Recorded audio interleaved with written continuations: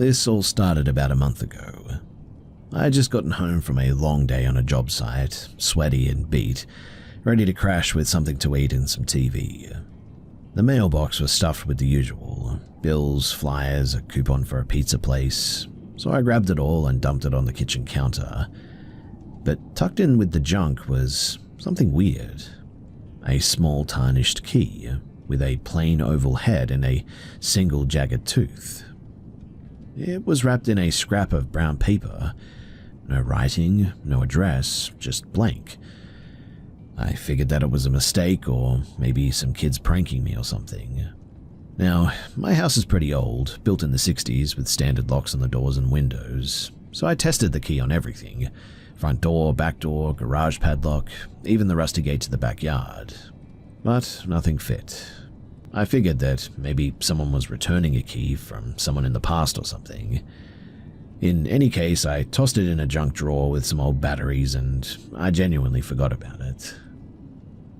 That night, at around midnight, I was half asleep on the couch when I heard something.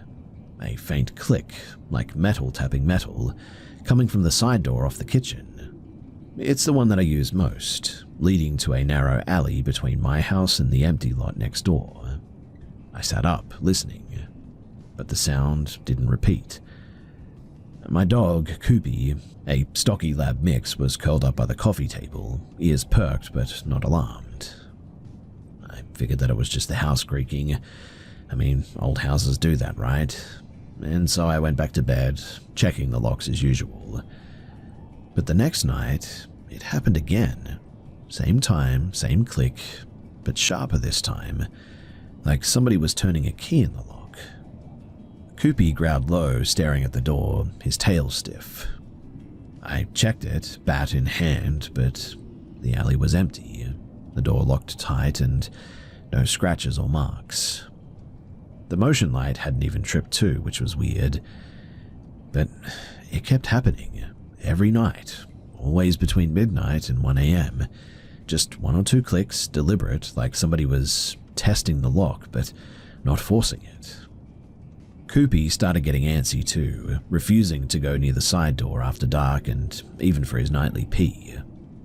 I'd take him out the front instead, but he'd always keep looking toward that alley, heckles up, and I checked the lock during the daylight, took it apart with my tools in fact, but there was nothing wrong. No wear, no signs of anyone messing with it. I even asked my neighbor, an older woman who's lived here forever, if she'd heard anything weird. She said no, just the usual stray cats, but suggested that I get a camera to be safe. So I ordered a cheap one online, the kind that records to a card, and I set it up facing the side door. The first few nights, the camera showed nothing, just the alley, the trash cans, and the occasional leaf blowing by. But on the fifth night, it caught something. A faint shadow, tall and narrow, moving just out of frame at the edge of the alley. Whoever it was, they didn't step into the light and they didn't make a sound, just sort of paused for a second and then they left. But that clicking sound, it happened right after it, clear on the audio. I checked the alley the next morning, expecting nothing, but there was a mark within the dirt, a clear sort of brush or smudge, like someone had dragged a shoe there. Too vague to be a full print, but fresh enough to notice and large enough too. I was spooked by that for sure. I started keeping the blinds closed, checking the locks twice before bed. The key was still in my drawer and I couldn't stop thinking about it too. So I pulled it out one evening and really had a good look at it. And I mean, it was worn, but really that was all there was to it. I started carrying it though in my pocket. I'm not sure why, but it was like a piece to the puzzle that I needed to solve. The clicking got more frequent though, sometimes 3 or even 4 times a night, always at the side door. Koopy, he would no longer even go near the kitchen anymore, sticking to the living room like it was a safe zone. Now, I called a buddy who's a cop and asked him to swing by on his patrol one night. He checked the alley and found nothing, and said that it was probably just kids messing around with me, but I could tell that he didn't buy it either. I mean, the alley is too narrow, too out of the way for random pranks. So I decided to dig a little bit deeper. Now, my house has a small basement, mostly used for storage, so I went down there to see if anything was off. It's a bit of a damp concrete space with boxes of junk from previous owners, old tools, broken lamps, some moldy books. And quite honestly, I went down there to see if this key fit anything here. In the corner as well, under a tarp, I found like a metal box set on the floor. It seemed to be bolted into the floor as well, and it had a padlock shut on it. And when I saw it, my heart instantly sank. I'd never really noticed it before. Well, I tried the key from the mailbox and it slid into that lock perfectly, like it was made for it, turning with a soft click. Inside was a small space, barely a foot deep, with a single item, a folded piece of cloth, stained and stiff, wrapped around a small cracked photo frame. The photo showed a man that I didn't recognize, middle-aged, wiry with a blank stare, standing in my alley. In fact, pretty much right where the camera caught that shadow that night. The back had my address scribbled in pencil, dated 15 years ago. Well, seeing that, I put it back in and I just locked it away again, too freaked to tell anyone. But the clicking, it didn't stop. Every night, same time, same door. I started sleeping in my living room, bat by my side, Koopy pressed against me. And last week, the camera caught something else. 12:30 at night, that shadow was back, but it seemed to be closer this time, standing just outside the door's light. Whoever it was, they didn't move and they just stood there, just outside of where I could make out any details, and they must have stood there for nearly 2 minutes, then stepped back into the dark and seemingly just left. The audio picked up the click again, but this time also like scuffling sounds, as well as almost like somebody muttering under their breath. Well, the next morning I found another key, identical to the first, same sort of tarnish and look to it, lying on the doorstep, right where the shadow was standing. I didn't touch it and just swept it away into a baggie and locked it in my toolbox with the first one that I still have. I've stopped using the side door now. I keep the lights on at night as well, and I'm saving up to move somewhere without alleys or empty lots like this. I cannot shake the feeling that whoever's out there, that they know this house and that those clicks are them trying to get in here.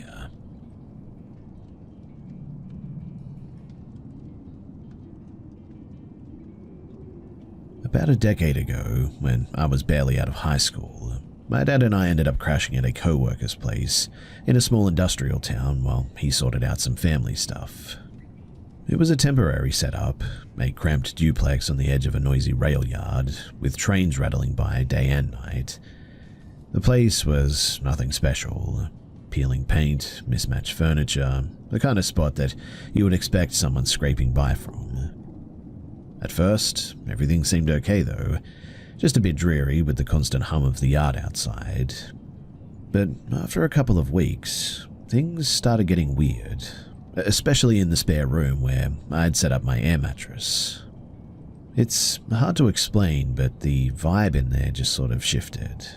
And what started as vague unease turned into something that I still cannot shake. The trouble began with these reoccurring dreams, more like night terrors really, but hit me almost every night. In them, a blurry, faceless shape would appear. Not quite human, more like a smudge of grey mist roughly shaped like a person. It'd hover at the edge of the room, near the closet door, and mutter a single question over and over in this low, scratchy voice. Where is Caleb? No face, no eyes, just this vague outline that seemed to soak up the light, standing there, motionless but heavy, like it was pinning me to the bed with its presence almost. It never moved closer, mind you, never did anything but repeat that name, Caleb, in a way that made my skin crawl. I would wake up sweating, heart racing, and the room would feel wrong. Too cold, too still, like the air was holding its breath. After a few nights of this, I started dreading that room. I'd lie awake staring at the closet, half expecting something to step out. Sleep became impossible, so I dragged my blankets to the living room couch and bunked there instead, claiming that the train noise was keeping me up. One afternoon, my dad and his co-worker, Tina, they noticed that I looked pretty rough and asked why I wasn't using the spare room anymore. I hesitated, feeling a little bit dumb, but finally spilled out about the dreams, the misty figure, the way that it kept asking for Caleb, how it made the room feel like a trap. I expected them to laugh it off, maybe say that I was stressed or watching too many horror flicks. But when I mentioned the name Caleb, Tina went still, her coffee mug frozen halfway to her mouth. Her face drained of color, and she asked sharply, "Caleb?" It was asking for Caleb. I nodded, thrown by her reaction. And then she told us something that genuinely made my stomach drop. So years back, a guy named Caleb had rented the same room for her for a few months. He was a loner type, kept odd hours, and had this habit that creeped her out. He'd sit in the tiny attached bathroom, let the shower run full blast, and mutter to himself for hours apparently, like he was arguing with someone who wasn't there. She'd overhear him through the thin walls, his voice low and intense, sometimes pleading, sometimes angry. It got so unsettling that she finally asked him to leave, and he vanished without a word, leaving behind a few clothes and a weird rusted pocket knife that she found under the bathroom sink. That wasn't the worst of it though, because the night after I told Tina about the dreams, I went back to the spare room to grab my charger, figuring that I would be in and out quickly. But as I reached for the outlet near the closet, I noticed something on the wall, a faint, smudged sort of outline, like somebody had pressed a dirty hand against the paint, but too small, almost child-sized in fact, but with elongated fingers that didn't look quite right. It hadn't been there before, I was sure of that. I'd spent enough time staring at those walls to know every crack, in fact. When I touched it, the plaster felt cold, colder than the rest of the room, and the smudge flaked away under my fingers, leaving what looked like a faint burn mark. I called Tina in, and she stared at it, muttering something about needing to repaint. But the next day, the mark was gone, like it had never even been there. But the chill in that room lingered, and I swore that I could smell some sort of like acidic tang. My dad, who's not big on spooky stuff, he got rattled enough to do something about it, in fact. He burnt some sage that he got from a co-worker and sprinkled salt around the room's corners, muttering some half-remembered words from his grandma's old prayers. It felt silly at the time, but, I wasn't arguing. In fact, I never slept in that room again, sticking to the couch until we moved out about a month later. Tina didn't talk about it much after that too, but she did start locking the spare room's door when she wasn't home, and I could tell that she didn't trust it either. I asked around town later, and a guy at the hardware store mentioned the duplex had been built on land that used to be a rail workers' camp, where accidents were pretty common apparently. Men crushed by trains, fights breaking out in the barracks, some never accounted for. He didn't know about any Caleb, but he said folks used to avoid that lot, claiming that they felt watched. And well, that was 10 years ago now. We're long gone from that town now, living in a new place with no weird vibes whatsoever. I've tried looking up the name Caleb, even checked old tenant records through a friend who worked at City Hall, but I never found anything solid. Only a passing mention of a drifter. The dreams, though, they stopped once we left, but that handprint, the way that it burned and vanished like that, it still sticks with me for sure. That, I know, was not just a nightmare, and it wasn't something that I just felt or sensed or whatever. It was tangible. I saw it with my own eyes.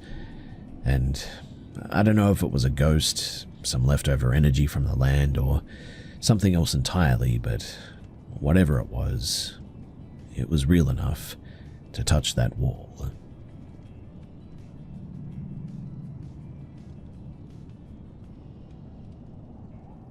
About 15 years ago, when I was just a scrawny kid of 13, living in a sleepy factory town on the edge of a sprawling marsh, something latched onto me. Something dark, something that felt like it crawled out of a nightmare and decided to make my life its playground. Our house was a modest split level, built in the 70s, nothing fancy, with creaky floors and a backyard that backed up to a muddy creek where cattails grew thick and the air always smelled faintly of damp rot.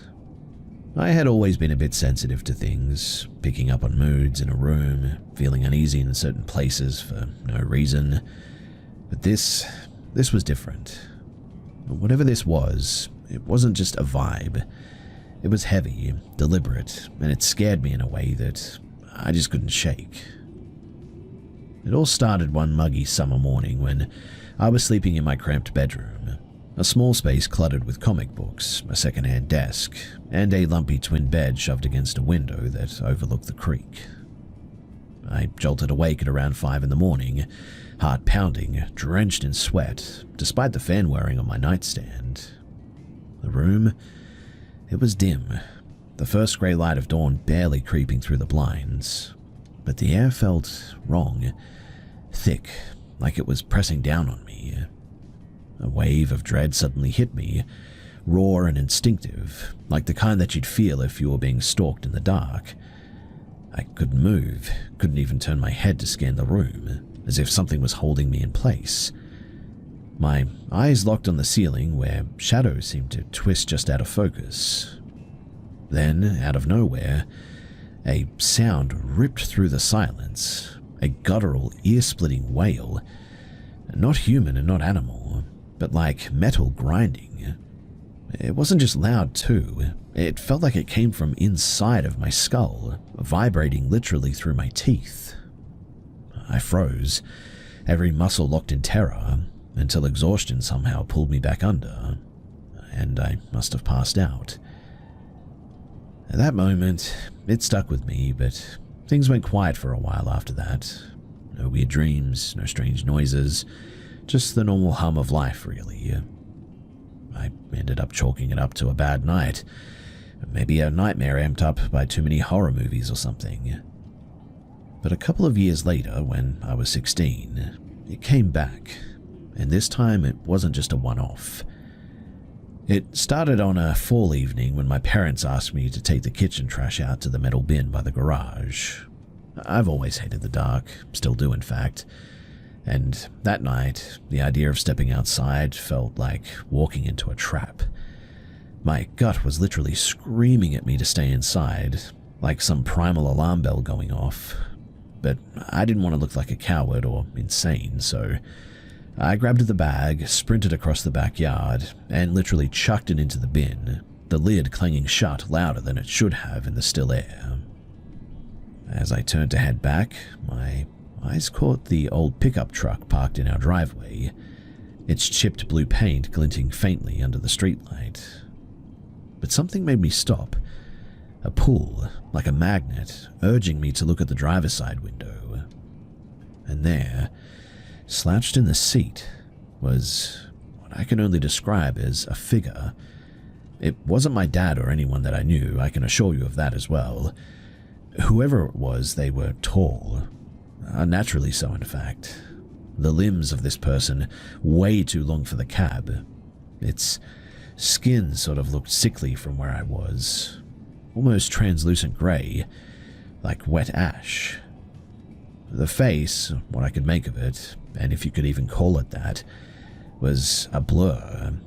No eyes, no mouth, just a smooth expanse that seemed to shift when I tried to focus on it. It didn't move, mind you, just sort of sat there. All of a sudden, too, I realized that something was wrong. My chest began to ache with terror so deep that it felt like my bones were trembling. I wanted to run, but my feet wouldn't budge. I was literally frozen on the spot, forced to stare at this thing. It radiated malice, though. Not anger or hate, but something colder, like it was evil distilled in a single form. Then, like a string snapping, I just broke free, stumbling backwards so quickly that I nearly tripped over the curb. I bolted inside, slamming the door and locking it behind me, my heart hammering as I leaned against the wall, gasping for air. And when I peeked out the window a minute later, the truck was empty, the driveway still. But I knew what I had seen, and the memory of that faceless thing burned into me, sharp and unshakable. From then on, too, the house, it was never the same. It started small, but it was always aimed at me. I would wake up in the middle of the night, soaked in sweat, my ears ringing with a sound that was like a firecracker going off inches from my head, sharp, explosive, gone in a flash. It happened sporadically at first, maybe once a month, but by the time that I was 18, it was almost nightly. And then the voices started. Usually, it was a woman's voice, soft but clear, whispering my name, Evan, right as I was drifting off or jerking me awake. It wasn't soothing or friendly, mind you. It had an edge to it, almost like she was testing me, seeing if I would answer.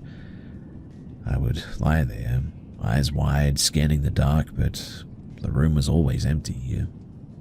One night, though, it wasn't the woman. It was a man's voice, deep and gravelly, saying my name with a weight that made the air feel like it was closing in on me. That's when things got worse. The sense of being watched, well, that never left, especially at night or in the early morning when the house was quiet. It wasn't just a feeling, though. It was constant, like something was standing just out of sight, breathing down my neck. The activity ramped up in ways that I couldn't ignore anymore, too. Objects started moving, small things at first, like a pen rolling off of my desk when I walked by, or a book sliding from a shelf for no reason. And then it got bolder, it seemed. A glass that I'd left on the kitchen counter shattered on the floor one night, untouched, while I was alone in the house. Doors would creak open an inch or two, then slam shut when I got close. The worst were the noises, though, scraping sounds from the attic, like claws dragging across wood, or faint knocks from inside the walls, always stopping when I tried to pinpoint them. My parents, they barely noticed, but my dad mentioned at one time hearing a thump once or twice. He brushed it off as the house settling or rats crawling in the crawl space. My mum just thought that I was stressed from school, but I knew that it was targeting me, like it had picked me out from that first scream years ago. The breaking point, though, that came when I was 19. So during a winter when the marsh froze over one year, and the air was so cold that it hurt to breathe, I had started keeping a cheap security camera in the backyard, but one of those motion-activated ones, because I was so paranoid about what was happening outside at night. One morning, after another sleepless night of hearing my name whispered, this time in both voices, mind you, the woman's and the man's, layered together almost, I checked the footage, and at 2:47 a.m., a dark, shapeless mass moved across the frame. Now, it wasn't smoke or fog, it was dense, almost liquid, swirling like ink and water, and drifted straight from the creek's edge to our back door, where it seemed to seep through the cracks and vanish. The footage cut out for a split second, then resumed with nothing there. I must have played that thing back a dozen times too, my hand shaking as I did. The thing, it wasn't just outside. It had gotten in, or at least wanted me to know that it could. That same night, I found something else too. So on the wall beside my bedroom door, scratched into the paint it seemed, was a jagged symbol, 3 uneven lines crossing in a star-like shape, rough and deep, like someone had clawed it in with a knife or something. It hadn't been there before, and nobody else in the house would have done this. I showed my dad, but he couldn't understand how it happened. He just sort of frowned and speculated that maybe someone broke in at one point and that they did that. Except nothing was ever stolen and the doors were always locked, so I don't know, that didn't make much sense. But it was around this point that genuinely I was at my wit's end. The voices, the noises, the falling objects, they were wearing me down and making me jumpy and truly paranoid too. Now, I'm not a religious person by any means, but one night after waking to that man's voice saying my name again so close that it felt like he was leaning over me, I just couldn't take it anymore. I grabbed an old Bible from my mum's bookshelf, flipped to a random psalm and whispered it under my breath, begging for whatever was in this house to leave me alone. And look, I don't know if it was the words or just desperation, but I genuinely felt a shift, like the air just suddenly lightened a bit. The activity didn't stop entirely, but I definitely noticed that it slowed. Fewer noises, no more voices for a while. I started carrying a small cross that my grandma gave me, not because I was devout or anything, but because it just felt like a shield for me. And, strangely enough, things quieted down after that, at least enough for me to function. We eventually moved out of that house a year later, to a new place closer to the city, all clean lines and no history. And the dream stopped, the noises vanished, and I haven't seen that symbol or felt that crushing dread ever since then. But sometimes, especially on still nights when the air feels too heavy, I get this sort of faint prickle, like something is still out there waiting for me. And look, that might just be paranoia, I know that. In any case, I don't know if it was a demon, a ghost, or something the marsh itself coughed up, but it was real and I am terrified that it's going to find me again, and that I'm going to have to go through all of this again.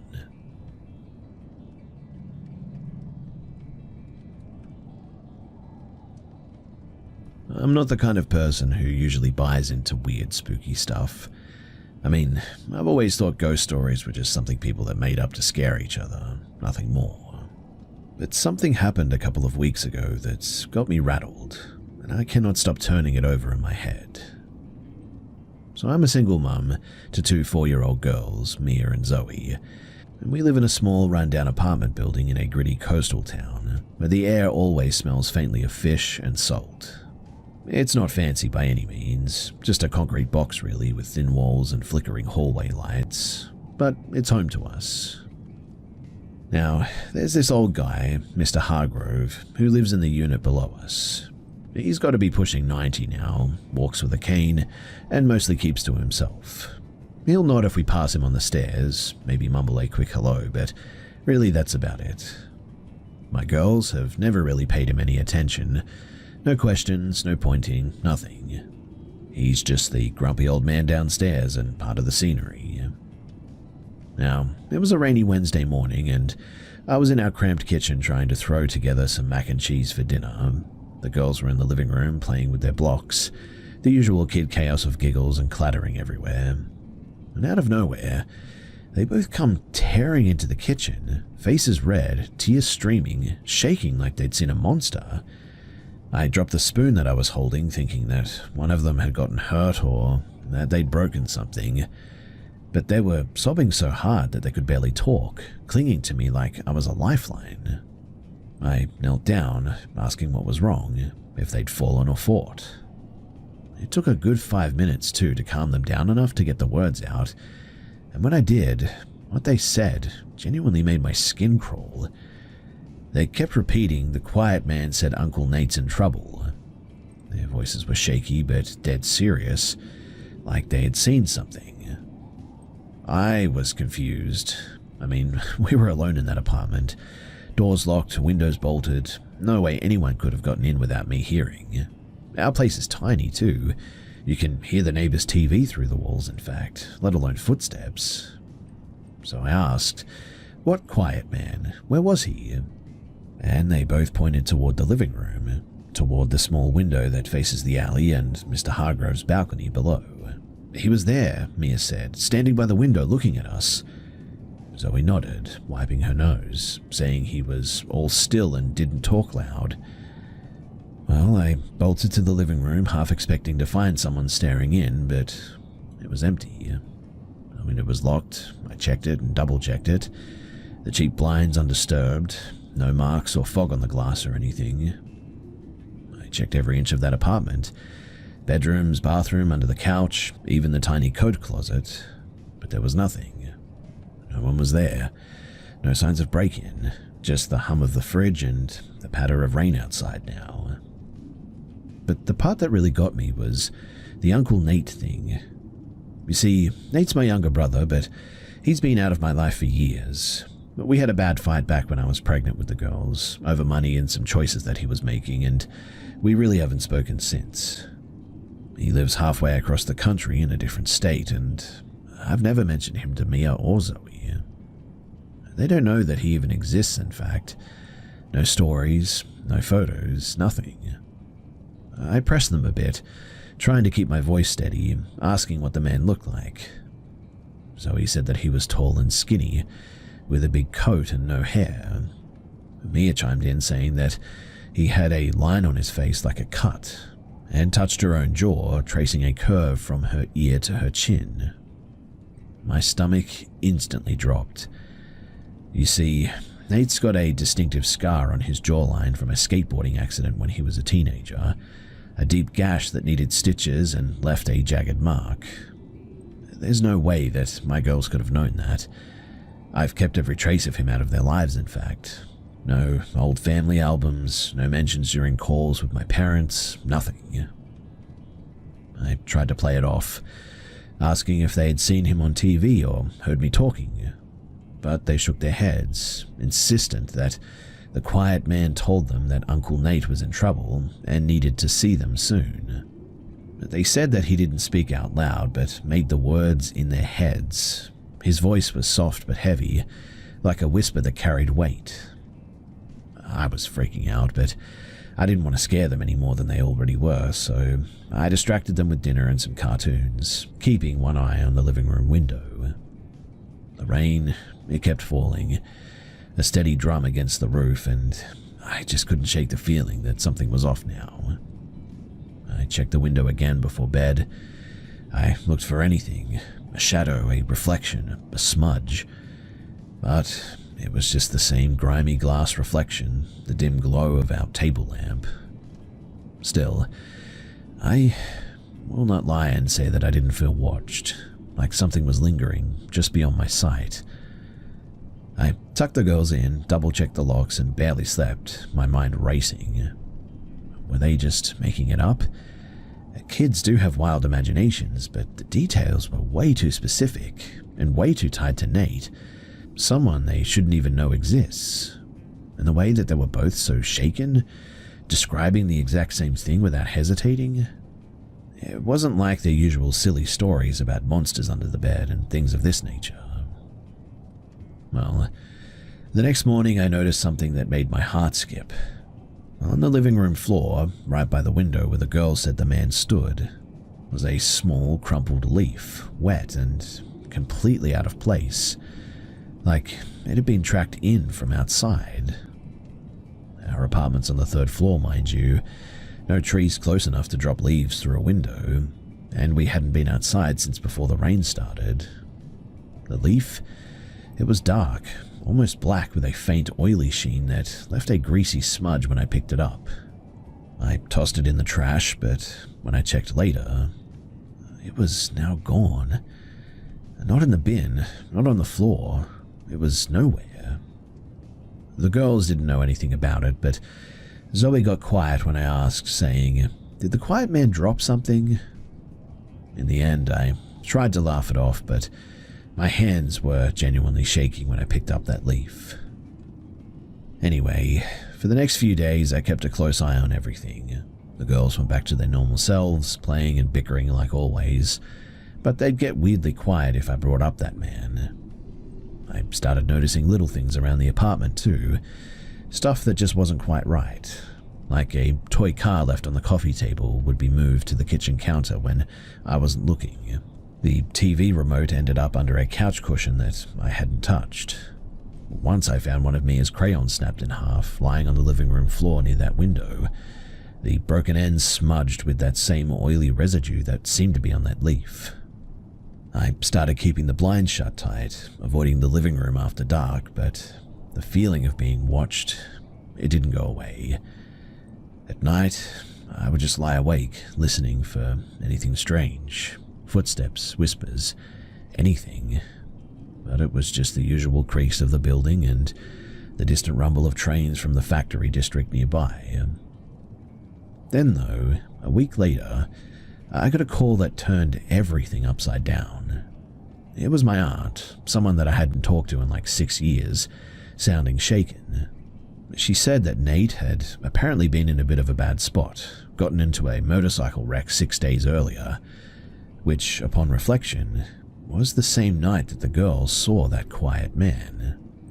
He was apparently in the hospital, banged up but alive, with a broken leg and a concussion. She said that he had been apparently asking for me, saying that he needed to make things right and meet his nieces before it was too late. My aunt mentioned that he'd been wearing his old brown coat, the one that he always wore, and that the crash had reopened that scar on his jaw, leaving it raw and bloody. The timing genuinely hit me like a punch. The girl's story, the leaf, the wreck, all lining up. I didn't tell my aunt about what the girls saw, I couldn't get the words out, but I genuinely felt sick, like something had reached into our lives and left a mark. Well, the next day I found something else too. Tucked into the seam of the living room couch, where the girls had been playing that night, was a small tarnished coin, old and worn with markings that I didn't recognize. It definitely wasn't ours too, and we don't even keep loose change lying around here, and the girls don't play with coins. I showed it to Zoe though, and she immediately started crying, saying that it came from the quiet man. I didn't know what to do, so I wrapped it in cloth and I just buried it in the bottom of a drawer, too spooked to throw it out at this stage.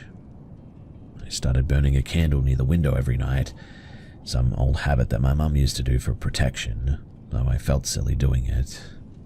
I spoke to the landlord at some stage, a bit of a gruff guy who doesn't really like questions, but as far as he's concerned, the complex has no history and it's just normal. I even asked Mr. Hargrove if he'd ever noticed anything weird, but he just grunted and said the building's got its moods. Things have thankfully been quiet since then.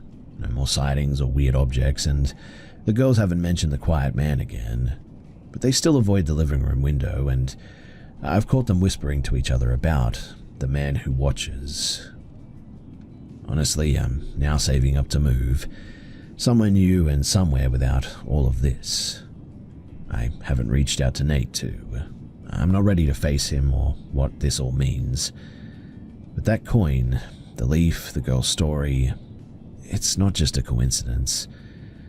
Something was in that apartment, something that knew about Nate, left traces that I could touch, and seemingly even spoke to my kids in a way that I cannot explain. Was it a warning? A ghost tied to this place? Something else entirely? Genuinely, I have no idea, but I do keep the lights on now, and every time it rains, I hold my breath, waiting for that quiet man to show up again.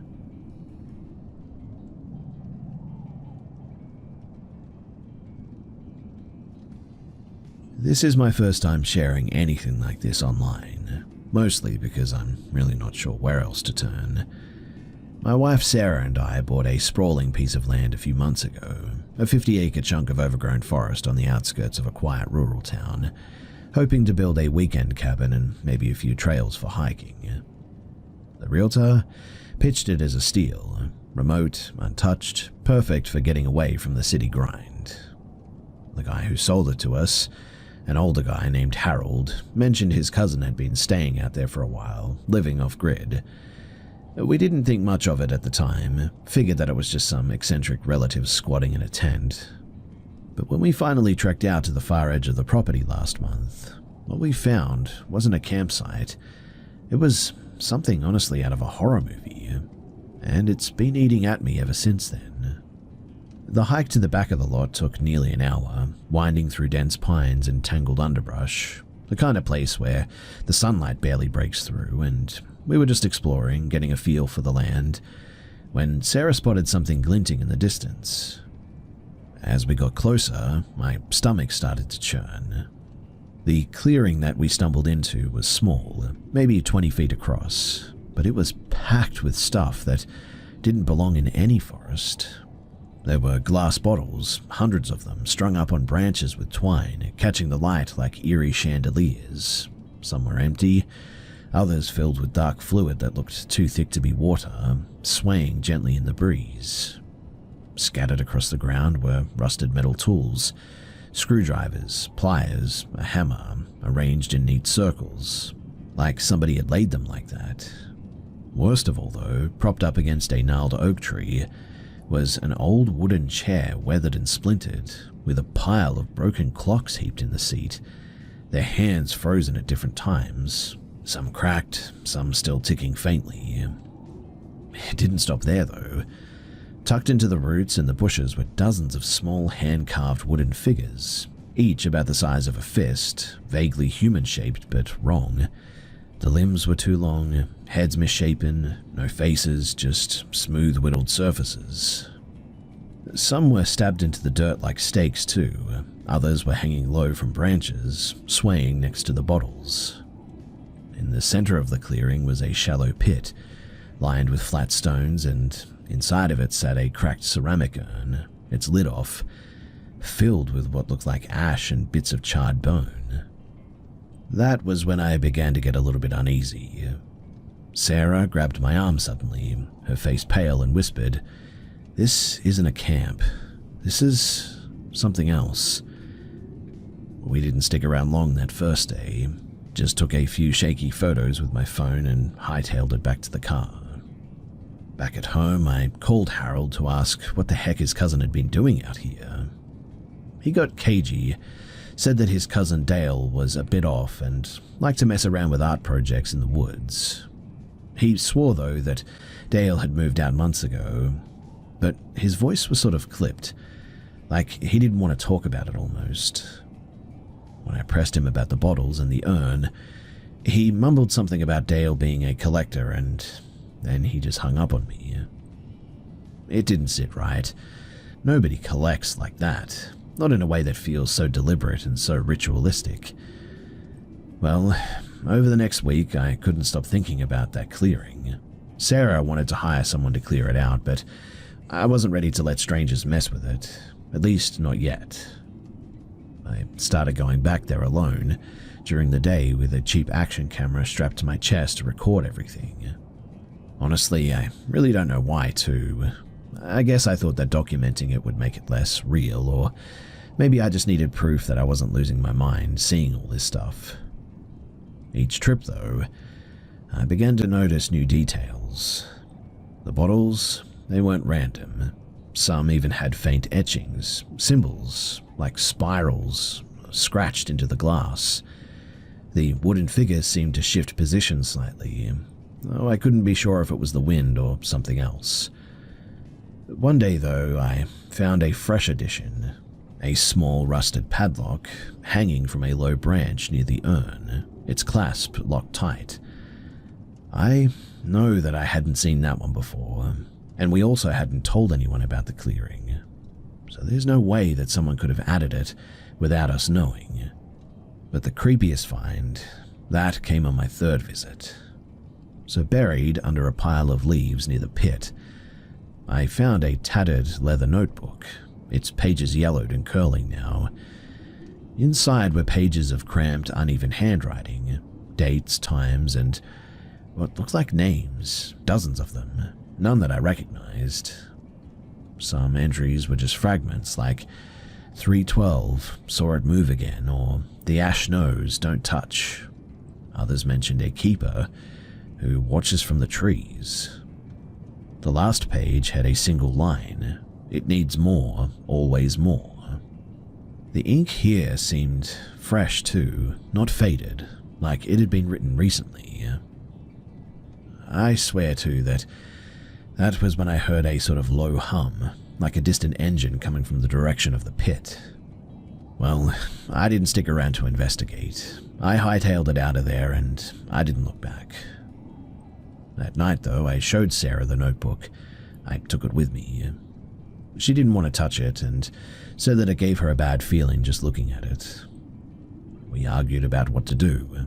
Call the cops, burn the whole clearing down, or just sell the land and walk away. For whatever reason though, I just couldn't let it go. So I started digging into the property's history, hitting up the town library and scrolling through old records online.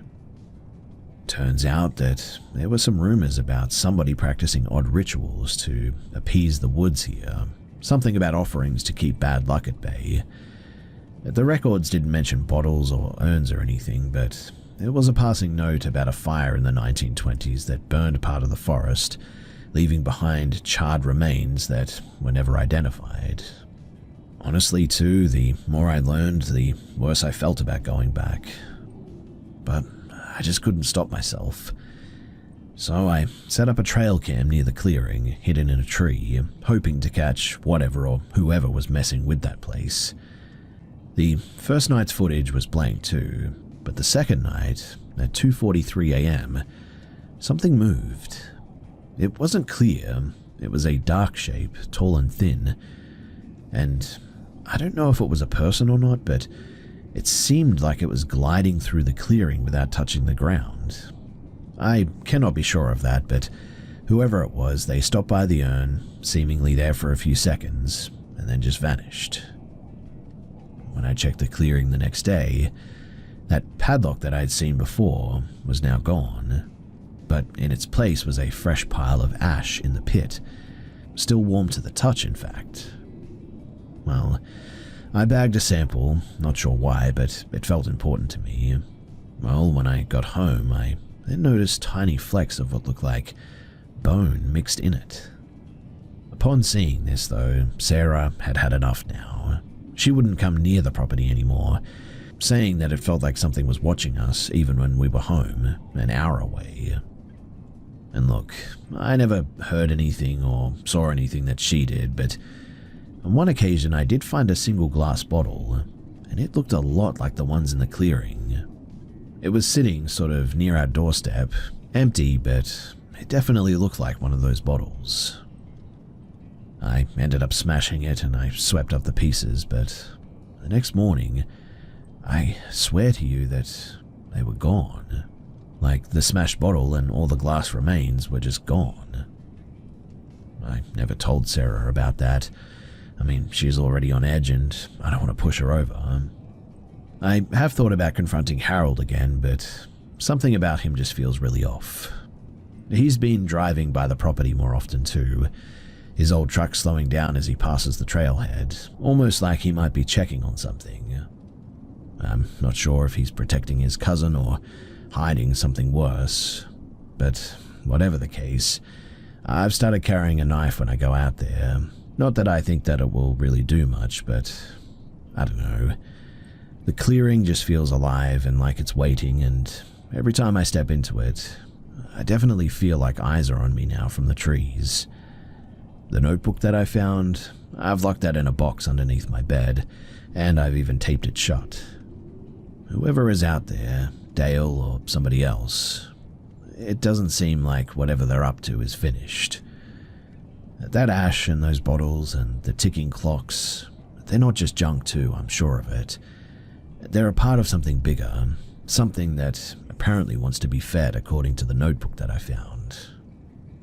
Honestly, I'm probably too scared to go back now, but I'm also more scared of what happens if I don't. Has anyone dealt with anything like this? A place that just feels wrong, and that leaves things behind that you cannot explain. Honestly, I'm a bit in over my head here, and I could use any advice before all of this escalates into something far greater.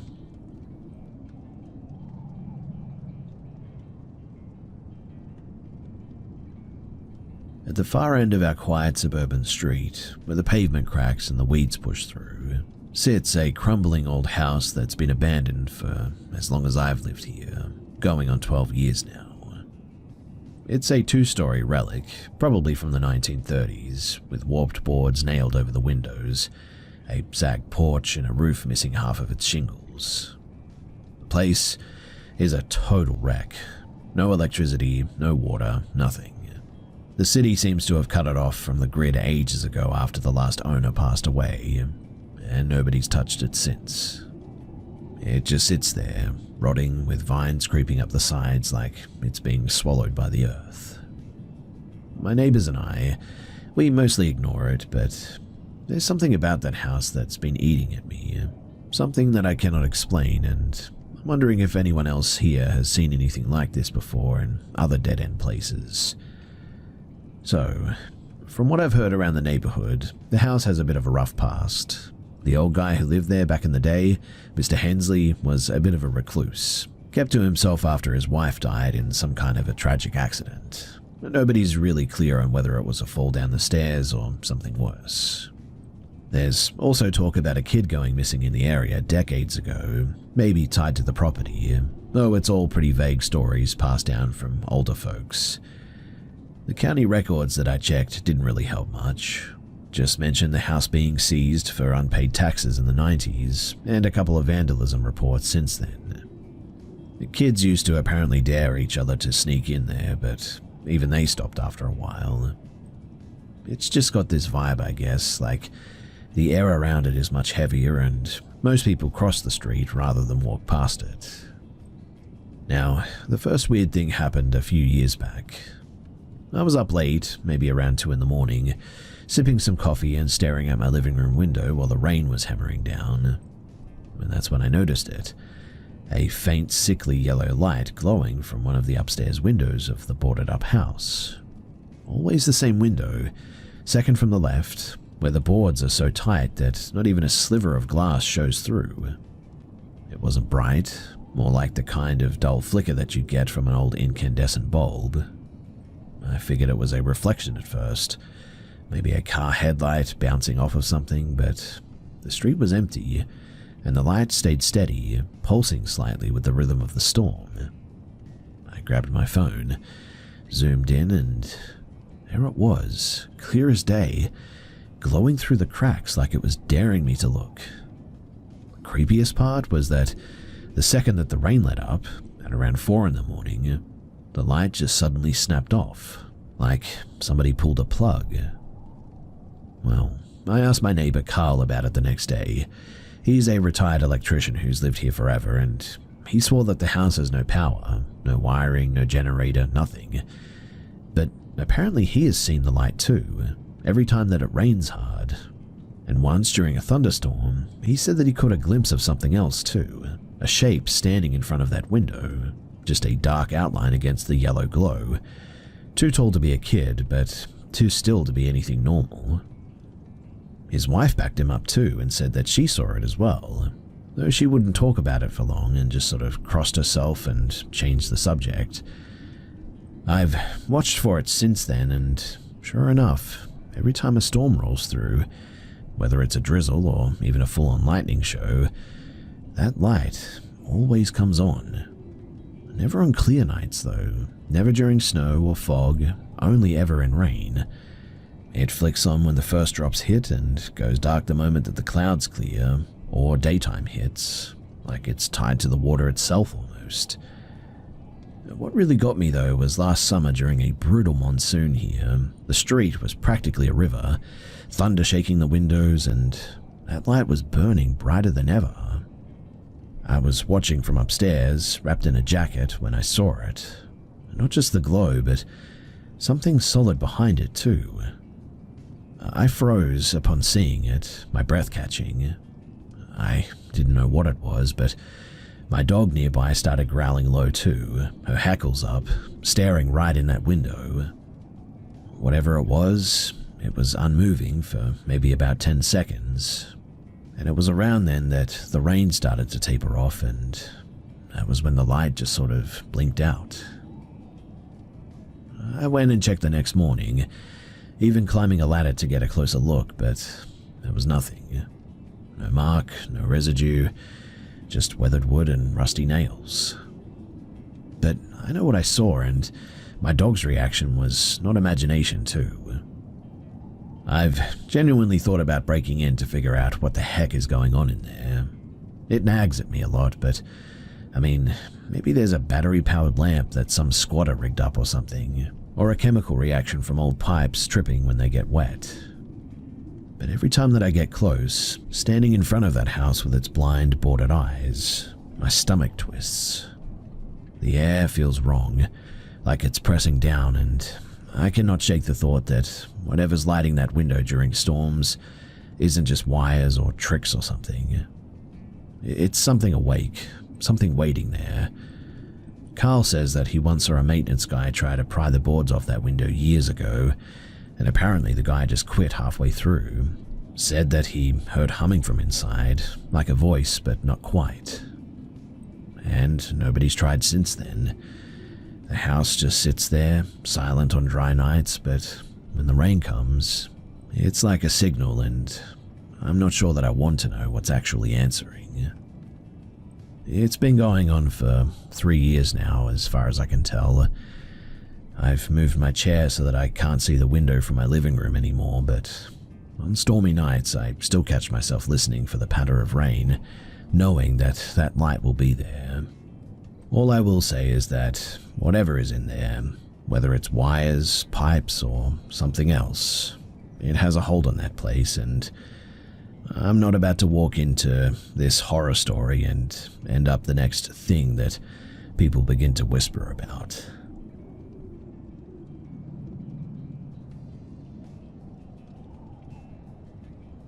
So me, male and 28, my wife, female and 28, and my dog, male and 3, recently went to Red River Gorge, a state park in S.E., Kentucky. We're certainly no strangers to camping in the park, have been there at least 20 times over the past 8 years. We chose a spot that I've been to 2 or 3 times before. It's worth noting that this site is outside of other dispersed camping areas, and is essentially the only proper spot with car parking along a 2-mile stretch of road. There is a dilapidated barn, maybe about a mile up from where we drove in, and a cemetery about 1/3 of a mile in the opposite direction. Otherwise, though, it's a rarely traveled road, and we really saw no one all day, just an occasional car, maybe 1 or 2 an hour. The spot is at the base of a 30-foot incline that a 4x4 could handle. Our SUV was parked horizontally at the top, blocking other vehicles from descending. From there, it's about 30 yards into the campground, with another slope leading to the river's edge and the swimming hole. Now, the day went great. We spent time near the beach, letting our dogs swim, then did typical camping activities like hiking, foraging, chopping wood, throwing the hatchet, and enjoying a few beers. Once sunlight began to fade at around 6:30, we started the fire and began cooking dinner. As darkness fell and the last light disappeared, we heard the usual sounds of squirrels rustling, things falling into the leaves, which spooked my wife a bit, but we didn't think too much of it. Then at about 9 p.m, sitting around the healthy fire and listening to music, we heard like heavy shuffling in the leaves. Definitely something large or heavy at least. It seemed to be coming from the direction of the road, I would guess, about halfway between us and our car. I stopped the music, and after about 10 seconds of dead silence, we then heard the shuffling again. Before I could call out, though, we heard this strange and unnatural noise, something like a throttling, ascending pitch mixed with a shriek. Neither of us can verbally describe it, and I can confidently say that I have never heard anything like it before. Whatever it was about 20 to 25 feet away, just outside the reach of my headlamp. Our dog went absolutely insane too, hair standing on end, barking incessantly into the darkness. He was on a long lead, or I'm sure that he would have taken off after it. My wife and I were frozen. I was holding my hatchet and trying to catch any movement or sound to track. After about 2 to 3 minutes of that, with no further noises, I calmed the dog and we grabbed some essentials and hurried to the car. Our adrenaline was pumping as we discussed coyotes, foxes, or maybe other animals as the possible culprits. I didn't want to mention the possibility of people, as that would have heightened the paranoia, I guess, but we eventually passed out after about an hour, but I spent the rest of the night in and out of shallow sleep, feeling very uncomfortable both mentally and physically. Now, at around 3 in the morning, right next to my head, I swear that I heard a singular knock on my window, like someone tapped the glass with one knuckle. My wife didn't wake up and I scanned the outside of the car, but I didn't see or hear anything. I struggled to doze off again and my heartbeat was rapid. When we finally got the first light at around 7 a.m, we cooked breakfast, packed up our campsite, and we got the heck out of Dodge. Also, I did check, but there were no prints or anything out of any sorts with our remaining belongings either. What's strange to me though is that after hearing the noise, we heard no additional heavy shuffling from the source. With our dog barking so aggressively, we probably should have heard whatever it was moving away. We have looked up various animal noises native to the gorge, and nothing even remotely resembles what we heard. The knock on the window, that was also isolated, and there were no other noises or visible happenings outside the car immediately following that. Lastly too, I had a thought the day after we left. I remember whistling for our dog after dark, and since we had some scraps to give him near the fire, I had called him in. But strangely, immediately I thought I shouldn't have whistled. Up until this trip, I've never been a believer of those sorts of superstitions, but I just like to respect the folklore that I've heard, and I've definitely heard that one. It's weird though that for the first time ever I really thought that, but in hindsight, we're now convinced that I may have invited a Wendigo or a skinwalker to our camp. I certainly won't take those superstitions lightly ever again after this, and I'm sure that this occurrence will affect at least my next few overnights in those woods.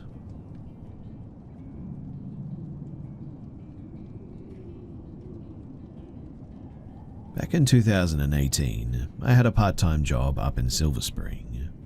I didn't have a car, so I'd have to use 2 buses to get to downtown Silver Spring.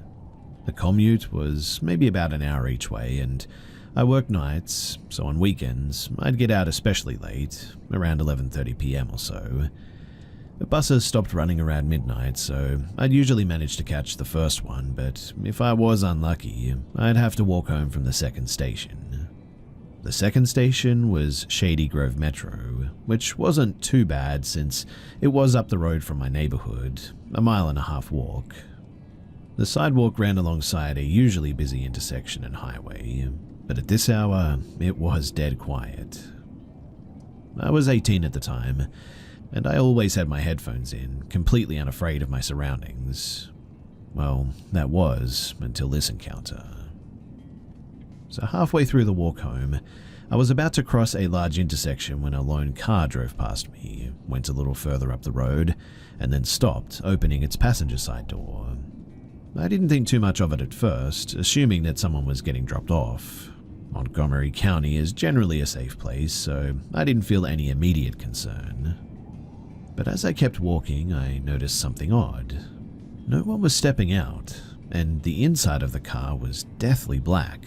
Like, you couldn't even see any glowing knobs, a radio, Apple Play, nothing.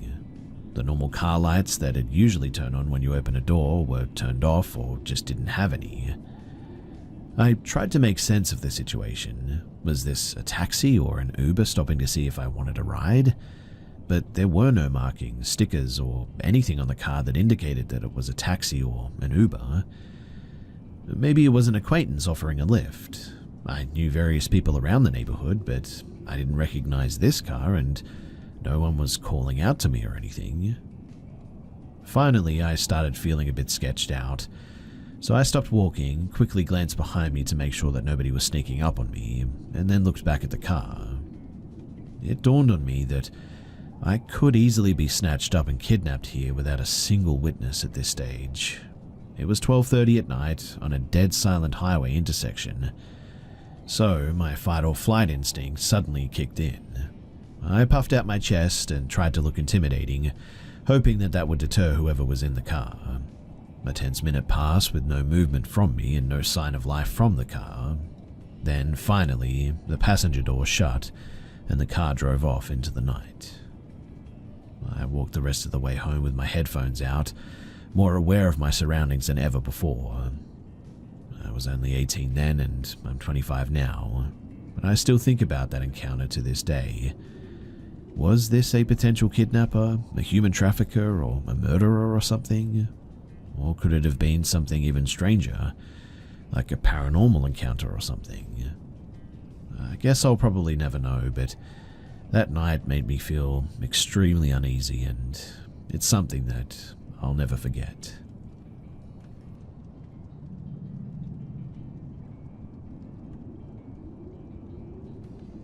So there were around 7 of us, and I once invited my classmates after school to play a game of hide and seek in the college that my dad used to teach at.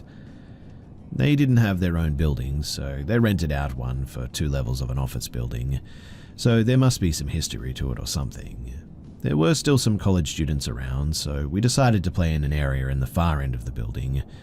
We chose the seeker and then we started the game. Since there is just a limited space where we could play, we decided to all hide together in one room. It was a rarely used computer room at the end of the balcony hallway. The others, they hid under the tables and even above them, since every table has a sort of separator for privacy and can keep them hidden. So me and my classmate Kurt, we did the same. We both went under the table and there was another classmate hiding in front of us facing us so we could all see each other. Kurt went under the table with me and was sort of giggling the whole time curled up, covering his face like in a sulking position. It was then that I noticed, though, that he was weirdly pale. He was brown-skinned. I asked him to quieten down, but he just wouldn't listen. I was shaking him, trying to make him stop, and he just kept giggling until the seeker found all 3 of us. After we got found, we went out and stood up, and there we saw our confused classmate Kurt, confused as to how he was found by the seeker under the table sitting beside me when he was actually on the top of the table, curled up, and was not sitting with me at all. We were all confused, so we looked under the table where we hid, and there was nobody there. I asked our classmate hiding in front of us if he saw him hiding with me, and he confirmed that he saw him giggling in a sulking manner. We both couldn't see his face, but the rest of the appearance was all exactly like Kurt, like the Kurt that we know. We asked the seeker how he saw everything, and he said that he never saw anybody on top of the table, but under the table were me and Kurt. We were both there. After a moment of realization, we ran out of that room as fast as we could. They went home and I stayed at the room where my dad and his co-teachers are.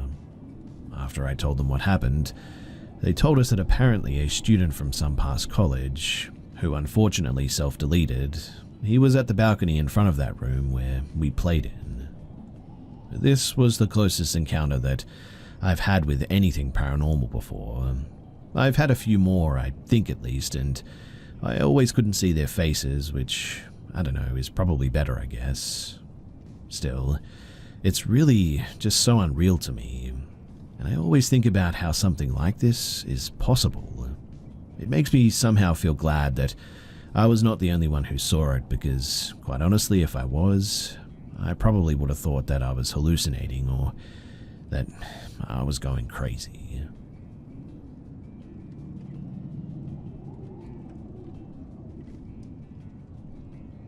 When I was younger, we moved into a really old house. The property, it had a history. There used to be a different house on the top of it even, but some kind of drug lab that had been set up in the basement of the house, apparently it exploded. That's based on what the landlord told us anyway. I'm not 100% sure if it's even true. But a lot of weird things happened in that house.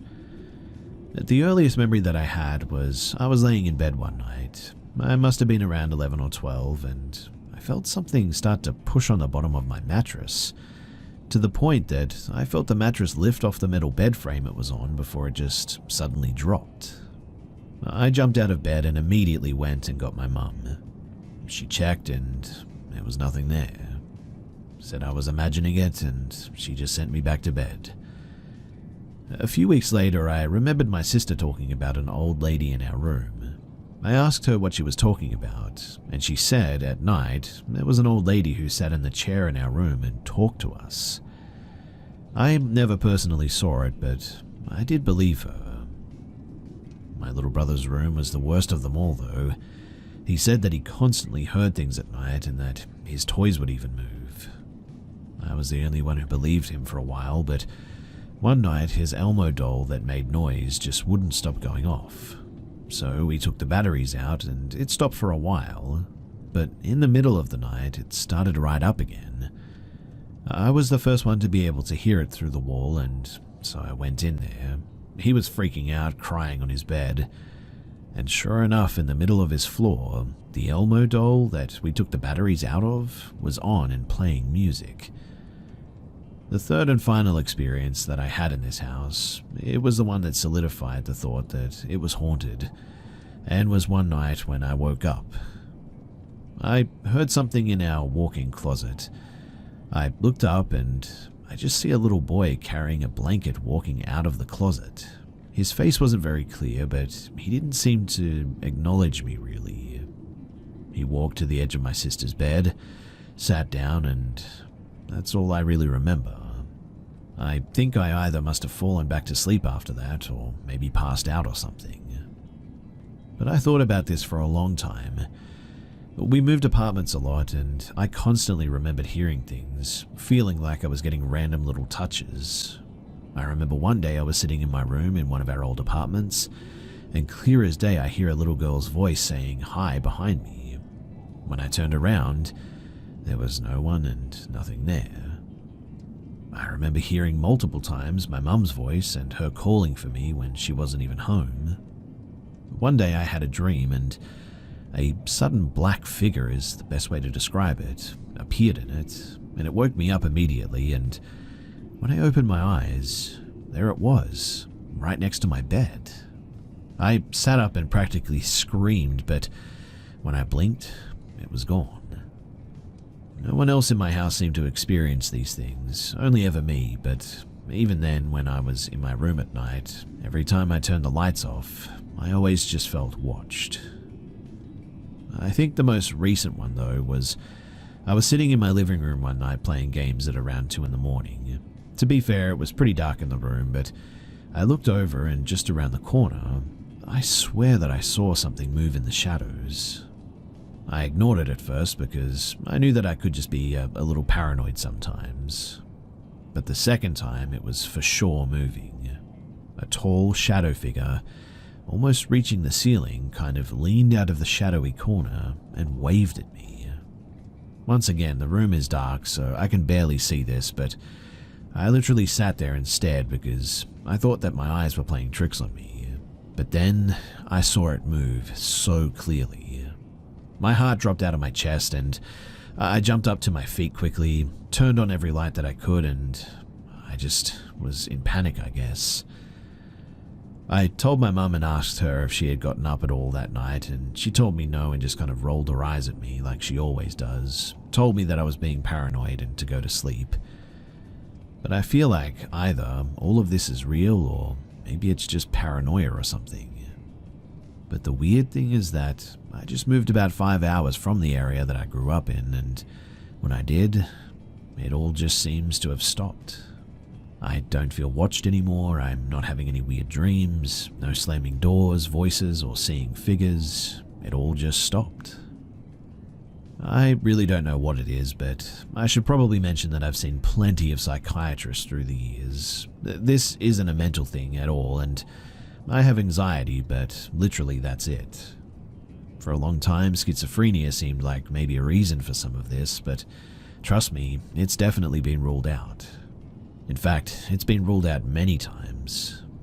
But to note as well, during this time I did have a lot of mental health issues surrounding depression, I suppose. Since I was 12, I've been known to have sort of random extreme bouts of depression that have led me to being hospitalized at least 3 times. And I do think that my mental issues are somehow related to some of my experiences, but certainly not all of them. Again, I have no idea what these things are or what's going on, but I just thought that I should share this.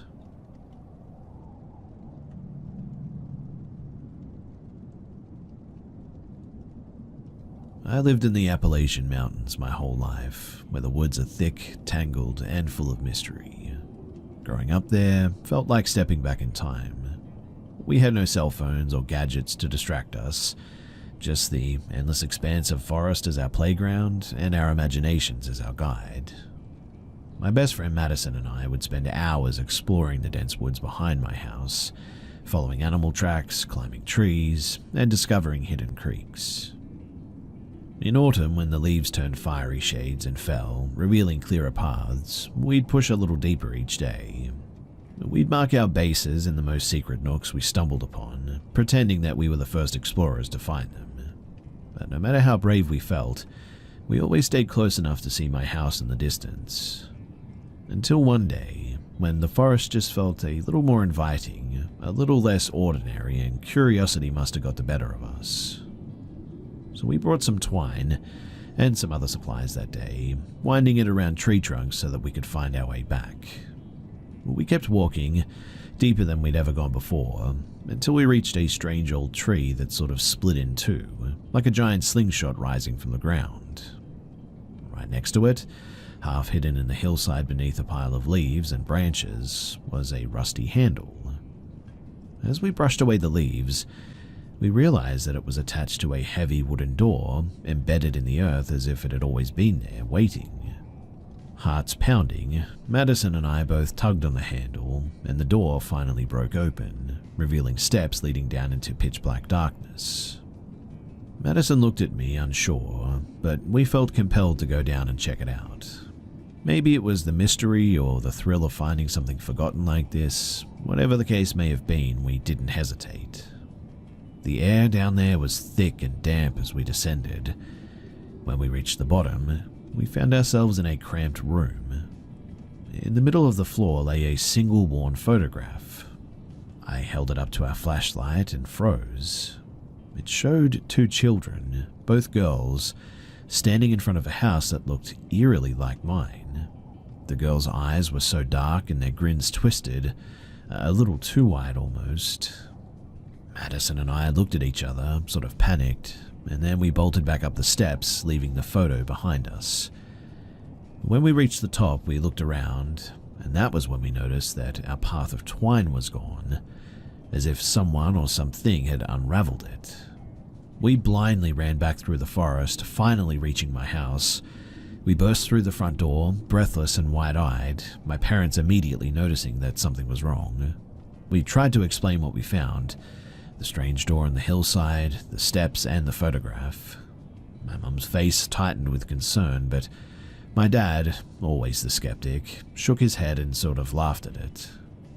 But when he saw that we were serious, they agreed to come with us, though I could tell that they thought that it was just a kid's overactive imagination.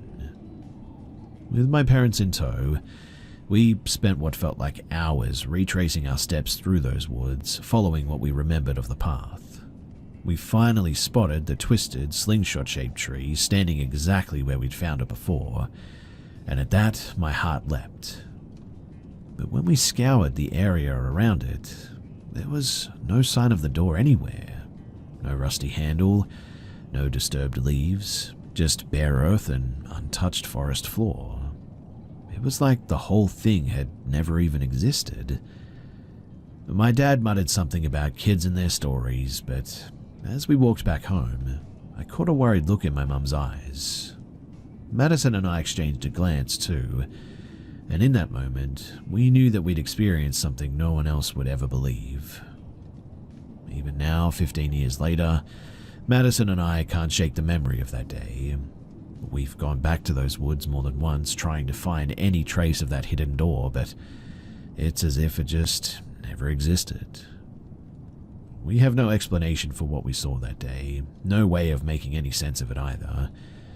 Every time I visit home and glance up at the woods, a chill always creeps up my spine, and I almost expect to see the door just waiting there, half buried and forgotten, just as we left it. And no matter how hard I've tried to forget it, I can still see that eerie photo in my mind. The eyes, the strange grin, like it's burned into my memory.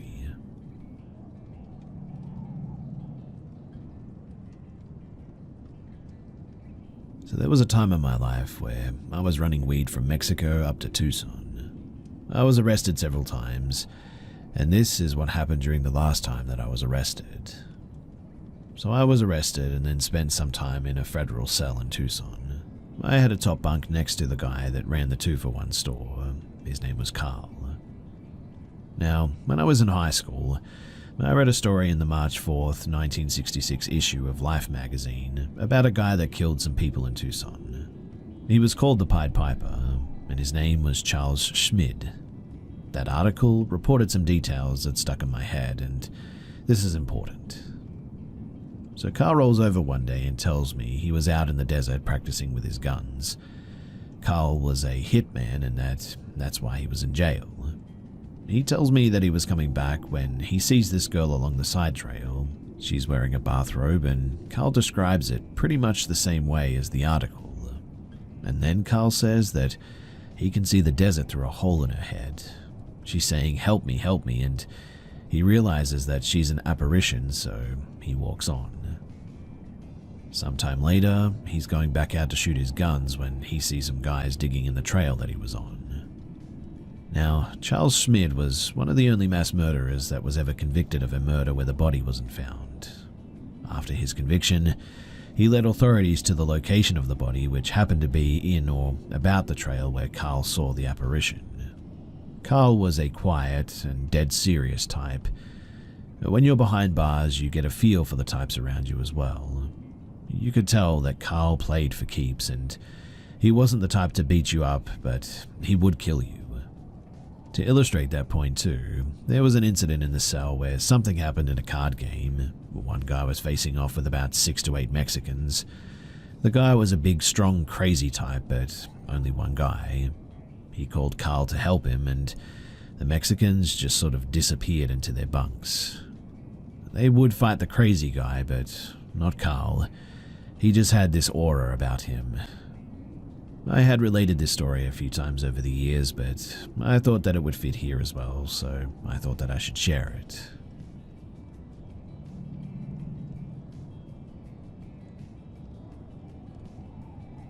My old house in Lakemore, it was a decent house. Well, all except for the basement. Specifically only one side too. Now, my dad is not easily scared by much, but this was one of the few things that actually did. So when I was really little, I used to see this figure in my room every night. His name was Joe.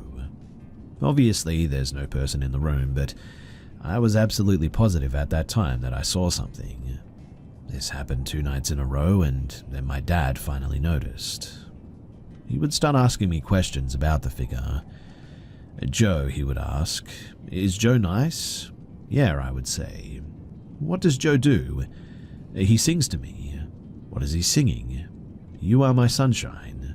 Does Joe like Mummy? Yeah. Does Joe like Daddy? Silence. More silence, and Joe doesn't like Daddy. Does Joe want to hurt Daddy? More silence.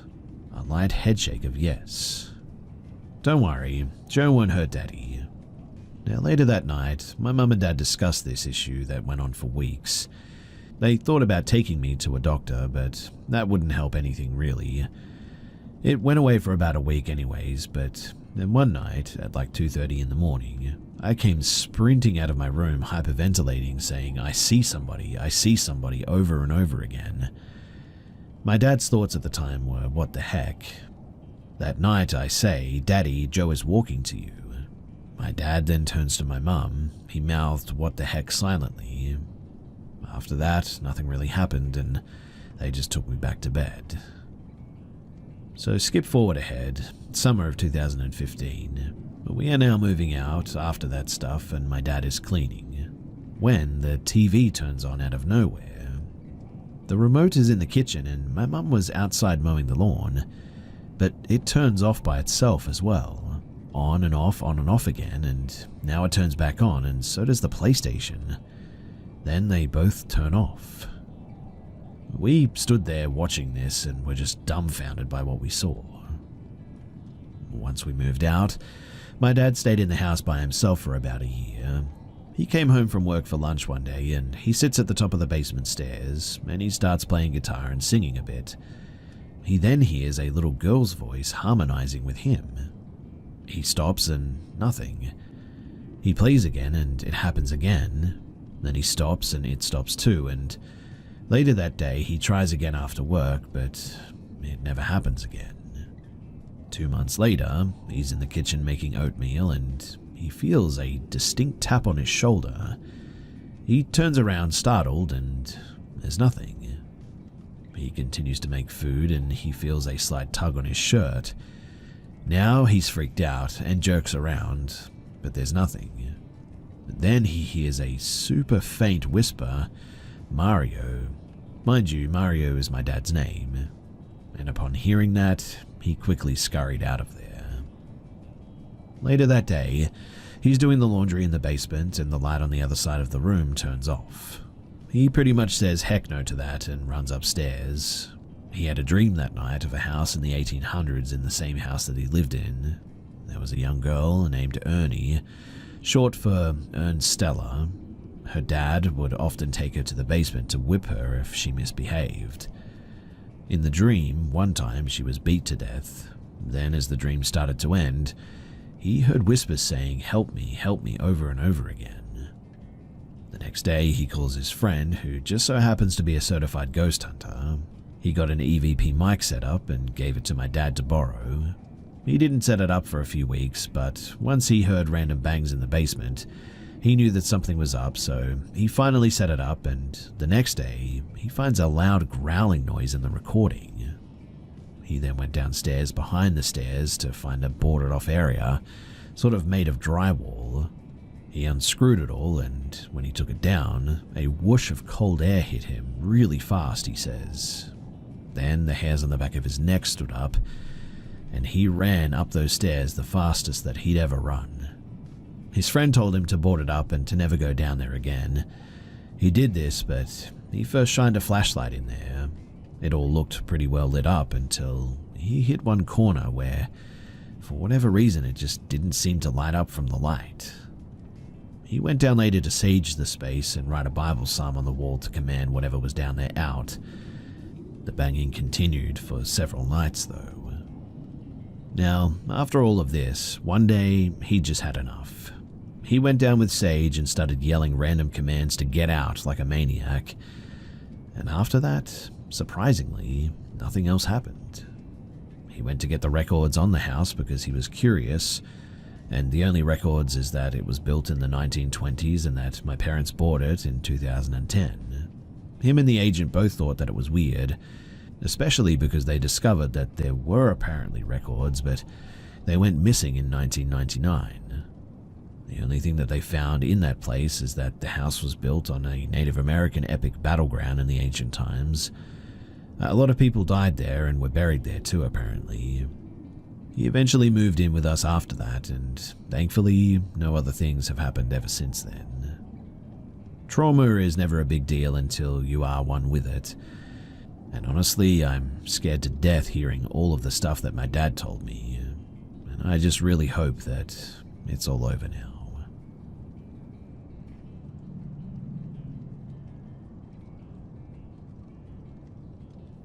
So this happened a while ago now when I was still pretty young. I'd say around 2010 to 2012 maybe.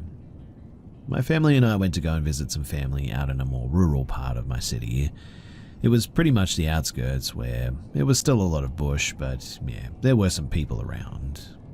My parents would often go there to drink on the weekends while I just sort of hung out with my cousins, and considering that fact, we always slept over. Now, before I go on, let me paint a bit of a picture of the situation. Basically, they had a very long yard in length that was surrounded by fence with a deck in the back that stretched out long enough to see the main road out front.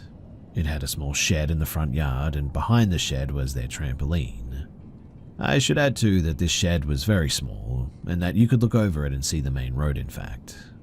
Out on the main road was just a bunch of trailer homes lined up on the road that just sort of went straight for maybe a few kilometers. Anyway, it was about midnight, and my cousin and I were on the trampoline just being kids. We were probably playing some made-up game, but my uncles and parents would often go out to the back deck to have a smoke. So as usual, we hear them all come out, and they're just laughing and being distracted by whatever they're talking about. My uncle hears us being a little loud and was ready to come and tell us to be quiet, but before he could tell us to stop, he goes, "What the heck?" My cousin and I thought that we were in trouble, so we immediately look over to him. He then continues to say, "Who the heck is that? Hey Pat, come and look at this." Pat was my dad. As we're staring at him, we realize that he wasn't looking at us. He was looking off to the main road in the front. My cousin and I, being curious, we look over to the main road as my dad walks over to my uncle. And there was a very old lady with short grey hair, with what looked like to be a hospital gown and blue slippers. She was quite literally just standing there, watching my cousin and I play. Since we were so distracted, I guess we never even noticed her, so I can't say how long she had been standing there for. My dad yells, "Hey, who are you?" with my mum and other uncles also coming to look. With that, she began to slowly walk away, and I mean real slow. My uncle tells us to go inside as they start walking towards the gate at the front of the yard to confront her. My cousin and I, being the little turds that we were, got off the trampoline but stayed to see the commotion. My uncle and dad walk out to the main road to find that she had just sort of, well, disappeared. They both say, "Wait, where did she just go?"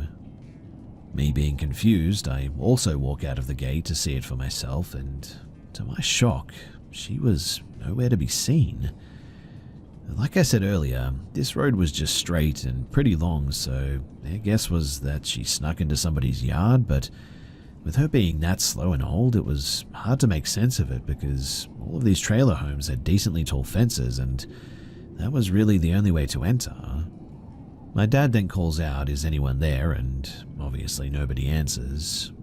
I begin to get a little bit creeped out by this, and at that point, I must admit that I was pretty scared too. My dad and uncle take us inside and begin trying to make sense of what the heck just happened.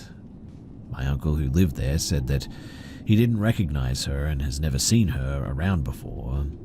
They ask us if we saw her there before, and we say no, but I explained that she was wearing like a hospital gown and slippers.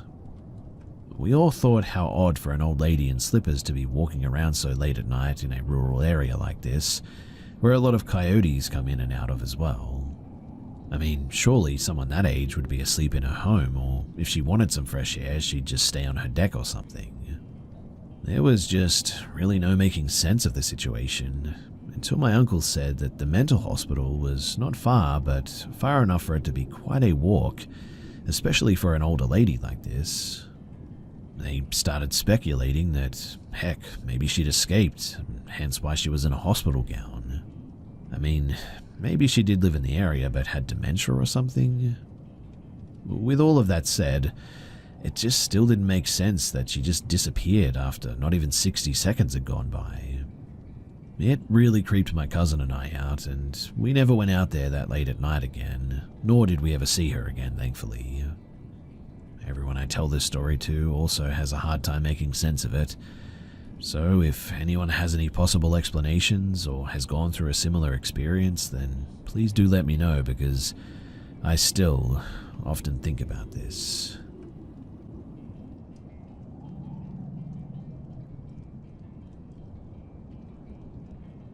So I'm not really a believer of the paranormal or anything. I've always found it interesting, I'll admit, but I've always been skeptical. Well, at least until after last night. And now I'm really not sure what to believe. This story happened on November 3rd at around 4:30 a.m. So I had just gotten out of a relationship with my ex. For the sake of keeping her anonymous, I'm going to call her V. Now, V and I were in a relationship for a year and a half before we had mutually agreed to end things. Still wanting to be there for each other though, we both agreed that we'd still want to be friends. Now, on November 3rd, we planned on hanging out at the beach, so that's what we did. We went to the beach and we had some fun.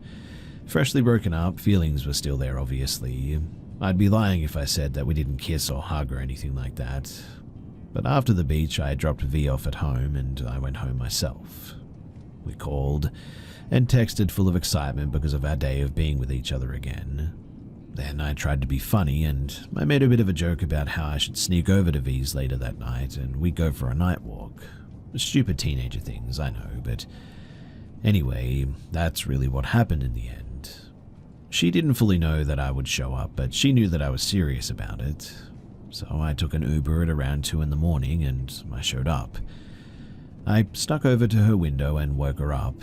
Confused and tired, V agreed to come on a night walk with me. We began walking and we talked a bit. Of course, there was still some underlying feelings between us because we had started talking about it. And as we continued walking, I turned down the street that led to the park, hoping that we could just sit and talk for a bit. But V suddenly froze. She told me that it was a bad idea to go to the park and that she had a weird feeling about it. So we just continued to walk around her neighborhood instead. V and I got back to her house, and by that time we had gotten into an argument. Well, not an argument, I guess, but more so we were talking about how maybe being friends isn't healthy for us right now. We stood outside and poured our hearts out, both hurting and in pain. And it was around this time that we started hearing things, like footsteps. Ignoring it, we continued to talk, but the more we talked, the more we started feeling hurt and vulnerable, I guess, and the more the noises started getting louder too. We began to hear footsteps from all directions. Movement seen from the corner of our eyes. Suddenly, V stops. She slowly walks to me and whispers, "I think someone is out here with us." Then we heard something move, like the crunch of a leaf. We jolted and looked around, but there was nothing. Now, it's this next part that it still freaks me out. So after hearing that sound, we began to hear this noise, like music. But it wasn't music, really. I mean, maybe it could have been, but in a different language, in a different genre that I'd never heard of. But it wasn't really music. It sounded more like an imitation of it, I guess. I turned to V, and the look on her face was full of fear. She hugged me, and this feeling was like nothing I'd ever felt before. Just absolute dread, and it was sickening right down to my stomach. V let go, and we both knew what we had to do. She ran back to the side of her house, where her window is, and I followed. But the music, or whatever it was, got louder. I suddenly couldn't really think straight too, and all I felt was dread. As the music got closer, I told V to get down. And this is the next part of the story where I genuinely need some answers from. So I pulled out my small pocket knife and I told V to call the police. The music was now getting louder, and it was like almost an itch or an urge suddenly came upon me. Something was pulling me to it. Something in my brain was telling me to go to the noise, but I thought, why would I think that? It was really loud, like it was filling up my brain, and I just couldn't really think straight anymore. The only thing that I knew to do was keep V safe. The music sounded like it was only a couple of yards away from us now, and that something was there. I began to tell V to call the police, and she pulled out her phone and just sort of froze.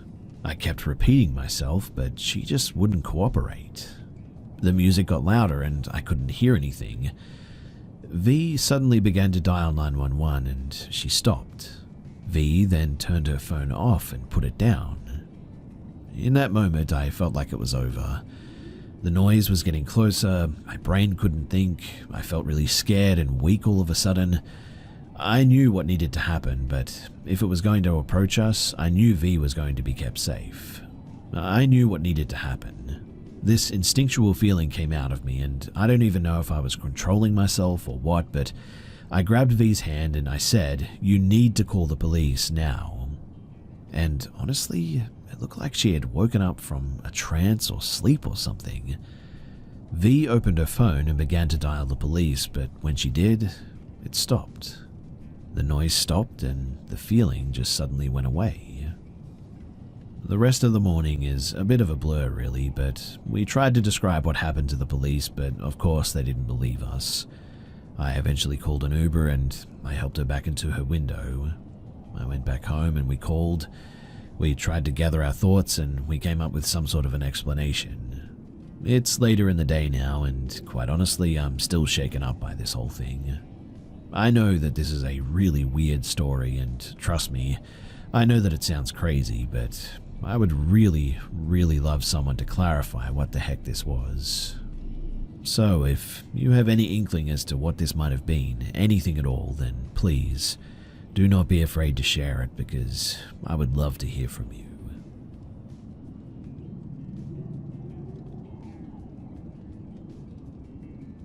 I want to preface this with saying that I've hunted and hiked in the region since I was 9 years old. In other words, I am very familiar with the wildlife and the sounds of the forest here. I'm not really a believer in any of this sort of thing, but I just don't really have an explanation for what happened tonight. So I hiked about 1.5 miles through forest and swamp, hunting deer today, and got to the pocket of woods and a field that I wanted to be in, and climbed a tree to hunt out of. By all accounts, this was an uneventful afternoon and evening until sundown. For about 30 straight minutes, I listened to a rabbit be tortured and just wouldn't die. If you'd heard a dog or a hawk get a rabbit or hunted rabbits, then you know what I'm talking about. When they're distressed, they scream bloody murder, and this just seemed to continue forever. Naturally, this can make you on edge, but I figured that a hawk got it and was just killing it. But then, the sound of a twig snapping and silence. The rabbit had stopped. Through the thicket, I could make out a figure, vaguely deer-shaped, moving through the woods at about 35 yards away, so I grabbed my bow, but the undergrowth is far too thick for me to pick out much more than a rough outline. It walked behind a tree and disappeared. The sun is now fully set, and I'm in like the last 15 minutes of post-sundown light. And that's when I hear, in a flat, emotionless child's voice, coming from where that deer disappeared, "Help," over and over again. No fluctuation or distress to the voice, not said as if it was asking for help, but just a statement.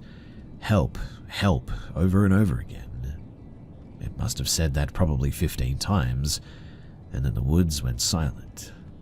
There wasn't even a breeze to make a sound now.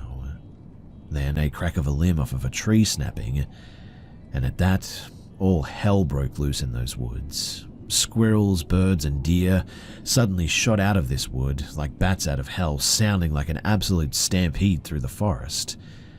And then suddenly, silence again. To make things worse for me, I lost my hat-clipped light on the walk in, and had to haul butt 1.5 miles through the woods back to my truck in complete darkness, my path only lit up by tonight's full moon. Anyway, I went back to the woods this morning. Last night, after getting back to my truck, I called a few friends to let them know what had happened, and then had a relatively sleepless night to boot. This morning, I couldn't stop thinking about it, so I decided that I needed to return. I grabbed my hunting dog, called up a buddy to come with me, and set out back to those woods.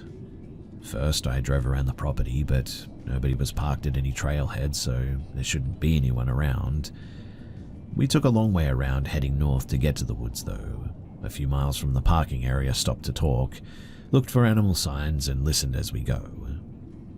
We approached the woods from the south, keeping on the outside of it all in a tall, grassy, wet field. As we approached within 200 or so yards of where I had heard it last night, we stopped to talk for a moment and to plan how best to go about entering the woods. This isn't some sort of manicured forest, by the way, that's easy to walk in on. The undergrowth is dense and filled with thorny shrubs and buckthorn. Whereas yesterday and in the weeks past, this area was teeming with life.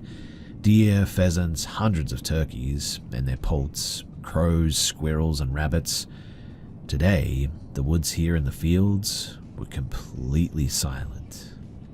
And as we discussed this, it was then that I realized that my dog was nowhere to be seen or heard. She normally wears a bell, or at least the metal pieces of her collar are sufficient for me to hear where she is, but it is completely silent. She wears an e-collar that I can press a button that will make a beeping noise that I can hear, and I press that button and there's silence. I yelled for her, but there was silence. Then, coming from the forest ahead of me, I hear the yelping of my dog in pain, loud and clearly my dog. I look at my friend and take off towards the woods, calling and beeping the collar and calling and beeping again, but it was back to silence. I look at my buddy and he asks, "What are you doing?" as if he hadn't heard it. We stop and wait for a moment on the edge of the woods. I call one more time and finally hear the jingle of her collar coming up to me, but completely unharmed and from the opposite direction of where I thought that I'd heard her crying. Confused, we distanced ourselves from the woods again and continued north along the edge. Again, we neither heard or saw any wildlife. We found a few spots where things were recently killed, staining the ground with rotted blood, but no signs of anything living. Eventually, we turned back, and as we crossed the same spot that I thought that I'd heard my dog, my friend stopped, looked at me in a panic and said, "Oh, your dog," and took off running to the woods. I called after him asking what he was doing, and he said that he'd heard her clearly crying in pain in the woods and was confused when I said that I had heard nothing. It was just the same as when we had first walked by and I was the one who'd heard it. I could see my dog in the opposite direction smelling around, totally unharmed and not distressed at all. I called to my friend that the dog is fine and was over by me, and at that, we decided to rush out. Now, for those that might ask what else may it be, I have heard my dog yelping before, and I can assure you that that was definitely it. It doesn't sound anything like coyotes or wolves or anything like that, and I definitely won't be returning to that area ever again.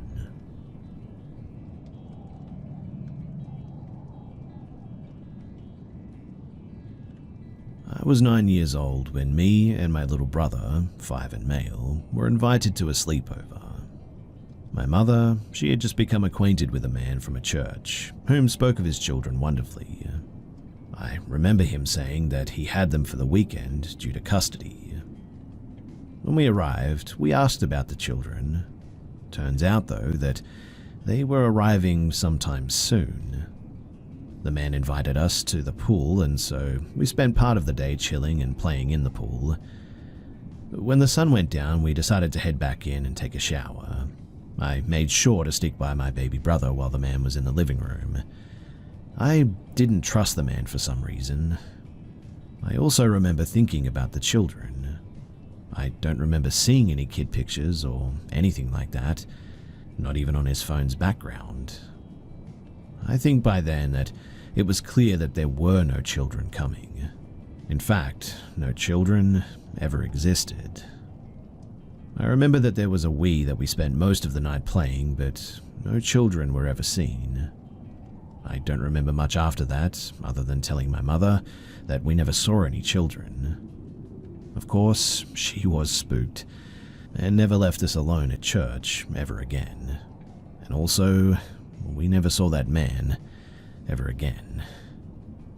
This happened years ago, and now I'm a 19-year-old boy, and reliving the memories of the man with no children inviting us for a sleepover really creeps me out.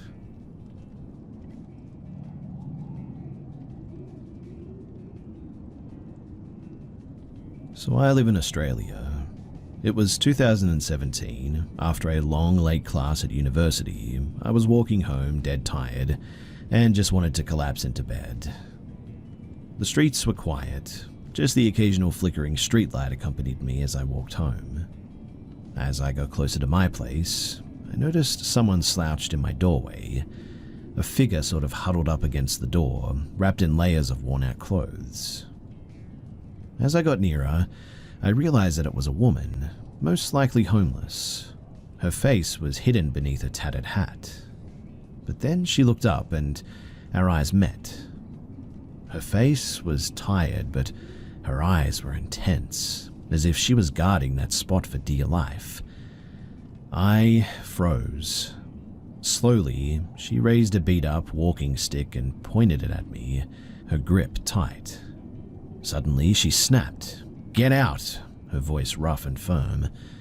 And her teeth, oh my goodness, were completely yellow and rotten. The kind of teeth that you would genuinely see in zombie movies. The threat, it felt real. She was clearly ready to use the stick if I took another step. I took a cautious step forward, my mind racing. It was my place after all. But she seemed so tense and defensive. I wanted to say something to calm her down, but words failed me. Before I could even say a word, she hit my head hard twice with her stick. Instinct took over and I turned, walked quickly, almost running, back down the street. A couple of blocks away was the university security station, and I practically stumbled in, trying to catch my breath. I told the officer on duty about the woman on my porch and asked if someone could come with me. The officer nodded, maybe a little bit perplexed, but he came along. When we got back to my place, though, the porch was now empty. She was gone. The officer did a quick look around and just shrugged. "Looks like she moved on," he said, giving me a reassuring nod before heading back to the station. I thanked him, relieved but definitely still on edge. The whole thing happened so quickly, but I felt like I'd been holding my breath the entire time. But even after she was gone, I just couldn't quite shake it. For weeks, every time I came home after dark, I found myself bracing as I got close to the door, half expecting to see her sitting there, eyes glaring up at me with those rotten teeth showing. I started leaving the porch light on, checking the lock twice before bed, just in case. It wasn't so much about feeling unsafe, I guess. I just couldn't forget her face, that fierce, weary look, or the way that she guarded my doorway like it was her last refuge. The memory, it stuck with me. Now and then I wonder what happened to her, whether she ever thought about that night again, or if I was just another stranger in her endless drift through the city.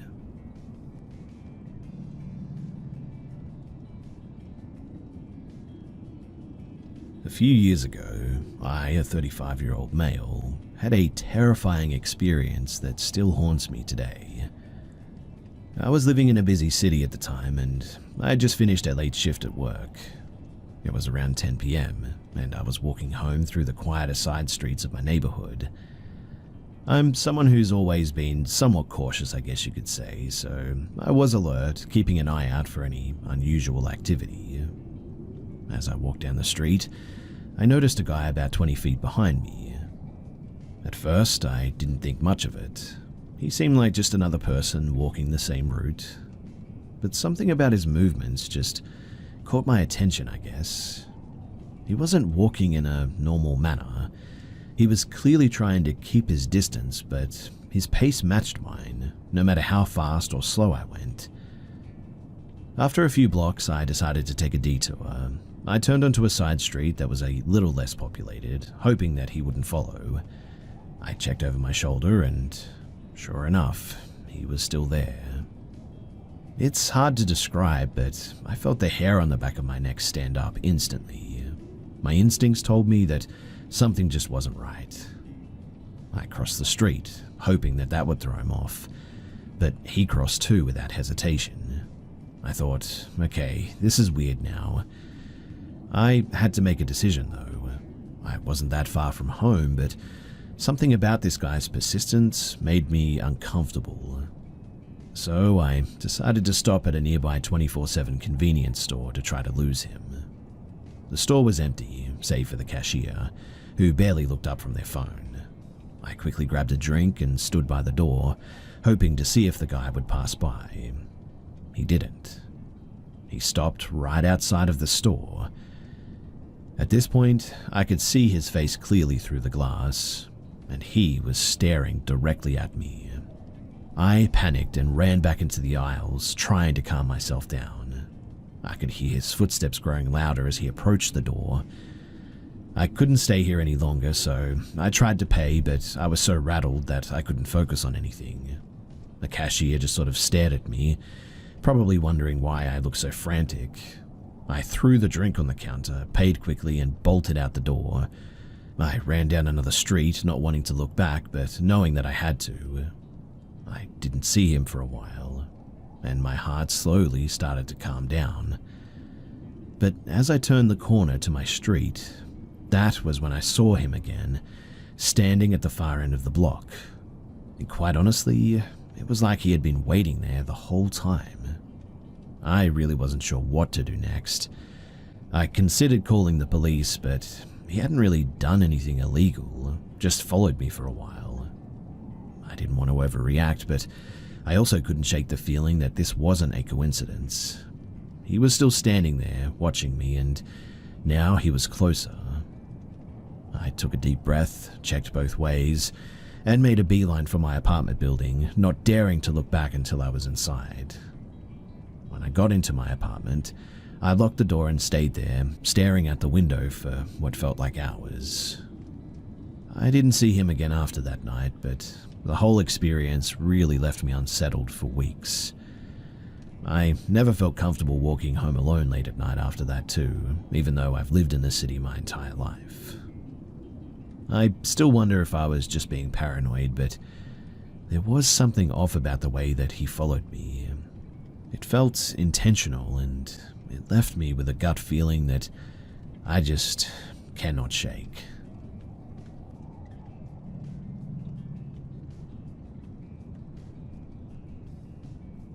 Yesterday, my wife wakes up at about 2:30 in the morning while freaking out. She woke up to our 9-year-old, nonverbal son putting his face against hers. Then she went back to sleep later and quickly woke up to a Mexican song all about life being pointless playing on repeat in her head, followed by hearing a voice of "kill yourself" being heard. She was reasonably scared and wakes me up every time that she gets freaked out. So we stayed up a little bit and then went back to sleep together later. Tonight, the following day, I wake up at about the same time, but I get a repeat of Britney Spears' "Hit Me Baby," but only the line of "my loneliness is killing me" for 5 straight minutes playing in my head in an almost outwardly audible fashion. I was a little bit scared at first, but I just tried to go back to sleep and ignore it. But then, I heard the little trampoline springs next to me creak loudly, as if someone had got onto it. I'm currently sitting alone and scared to sleep when I can usually brush these things off. By the way, I've been sleeping on the couch recently because my kid has also been trying to escape out of the door next to it in the middle of the night. We have bought locks and alarms, but I just still don't feel safe without being there to protect him. I can assure you too that I never listened to Britney Spears, so I was kind of shocked that that song popped into my head. I also woke up extremely hot and sweaty despite it being cold in the living room. As soon as I put on my sweater out of habit, my sweater cooled me to my core instead of heating me up as well, which was really weird. When I experience stuff like this, I usually get angry on purpose and talk out loud against the negative energy that I'm feeling. I do this because that has helped every time in the past against falling into fear to weird occurrences like this. Anyway, I can't sleep and I'm having a tough time understanding any of this. My wife, last night, when she experienced her situation, kept saying that a demon is here. She and I are both atheists though, and I tried my best to explain to her that this was all from stress and that she had recently just heard the song in the car that day, so it was all just in her head. She seemed to buy the explanation, so she was able to sleep soon after. Now the same thing has happened to me, but with a song that I haven't heard in ages. And I've woken up with songs playing in my head obviously before, like anyone, but they always go through the whole song in a continuous stretch. having the song only play a single and very disturbing phrase definitely is a little bit weird. Like I said, I don't really believe in this stuff, but it almost seems like I was being mocked maybe. Especially because I was out here alone, but I've been fine with it. My loneliness is killing me, as if me being alone would lead to something being able to easily kill me or something. I didn't interpret it as the original lyrics obviously meant for 1 second. I interpreted it as if something was preying on me due to me currently being alone. And well, that's it. I apologize if it's a bit jumbled, but it's due to a lack of sleep, and I would really like your opinions on what this might be. Is it all just in our heads, or is there something more going on here?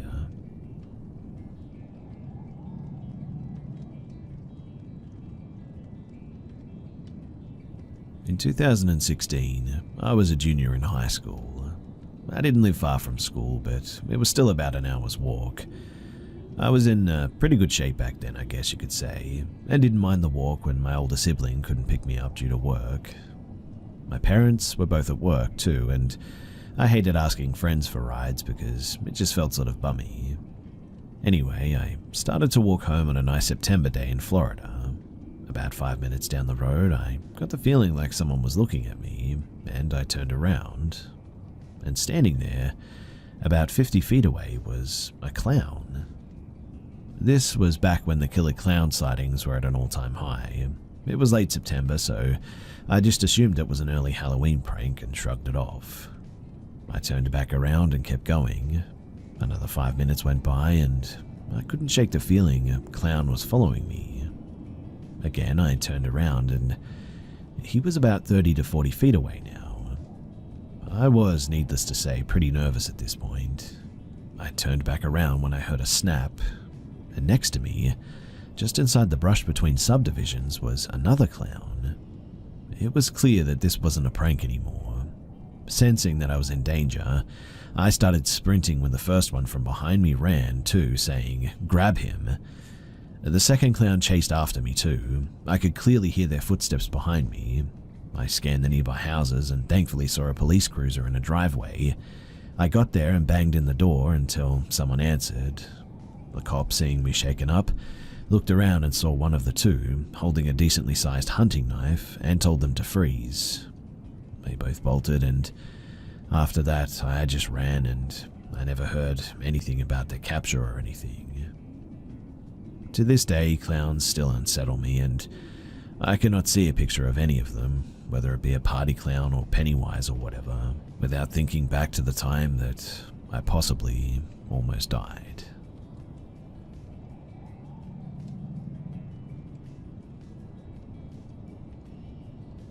This week has been absolutely hectic for me. My 3 kids, they have the flu. Oldest was first, then my younger 2 caught it. After a visit to the clinic, I was heading to the CVS down the street from our house for their prescriptions. I decided last minute to drop my kids off at home with their dad so they could rest and I could go inside the store to pick up some medicine. I consider our neighborhood to be pretty safe. I've taken walks after dark and I've never felt afraid. Most of our neighbors are older folks who have lived there over a decade anyway. When I pulled up to the CVS, I parked on the side parallel to our street. It's darker on that side, but the entrance is right around the corner and well lit. There was a man standing outside. He walked in front of my car and I could hear him talking, but my music was kind of loud. I figured that he was on a phone or something like that. No real red flags yet. My husband, he called me as the man walked back towards the corner adjacent to the entrance. I got out of my car, still on the phone, telling my husband, yeah, kiddos have the flu, I'm picking up medicine at the CVS, etc. In a very pleasant voice, though, the man then says to me, hey, I got a question for you. You know where the main street is? I, assuming that he's asking for directions or the location of something, tell him that I do. I'm still holding my phone to my ear. It's in a bright pink case, so I'm sure that he could see it. Now, this man is standing directly in front of me. There is a pillar and a trash can behind him. Around the corner is a propane cage and a red box against the store's wall. Getting past him would put me in arm's reach. Next, he asks for a ride there, though, to a homeless shelter. It's very cold outside, and he apparently doesn't want to freeze. I empathized with him, but said that I really couldn't.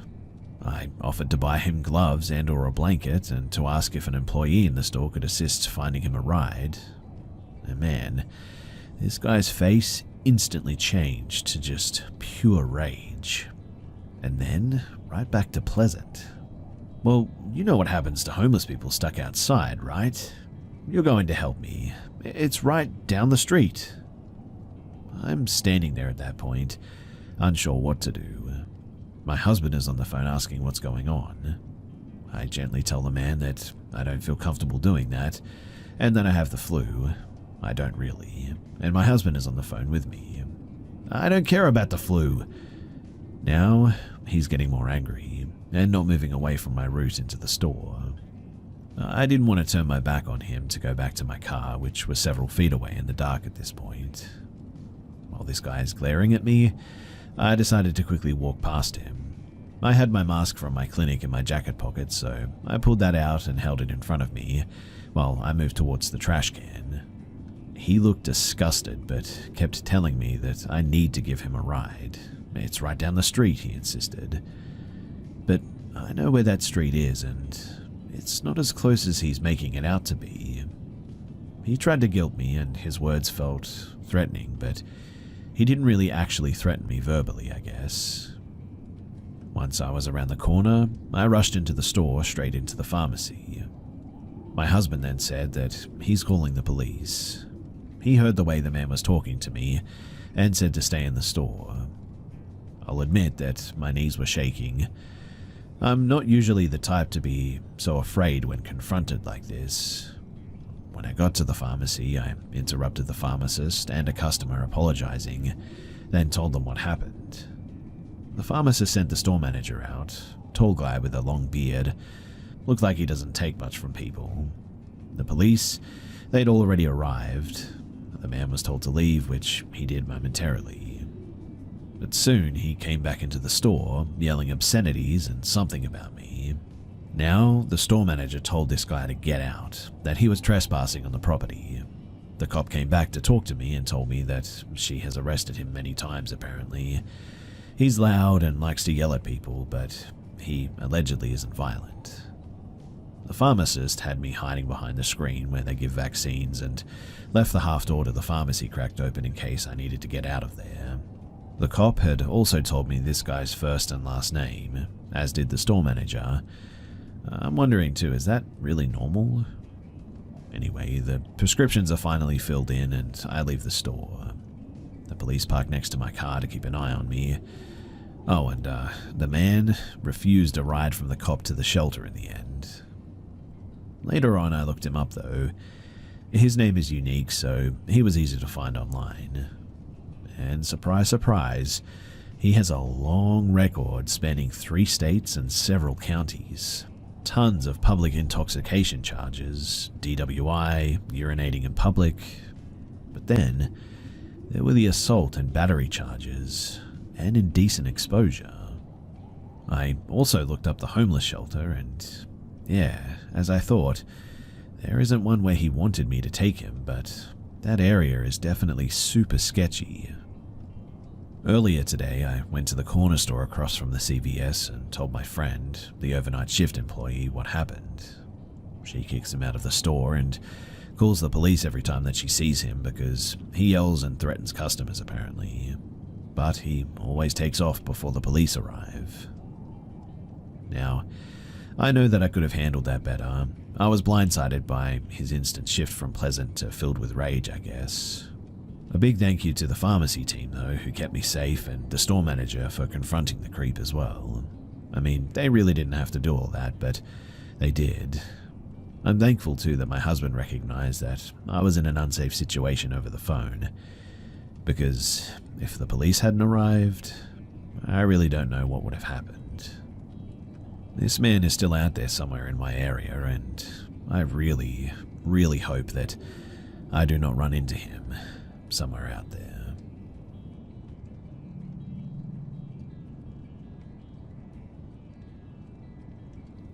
I, a 16-year-old female, have recently changed schools and everything seemed to be fine.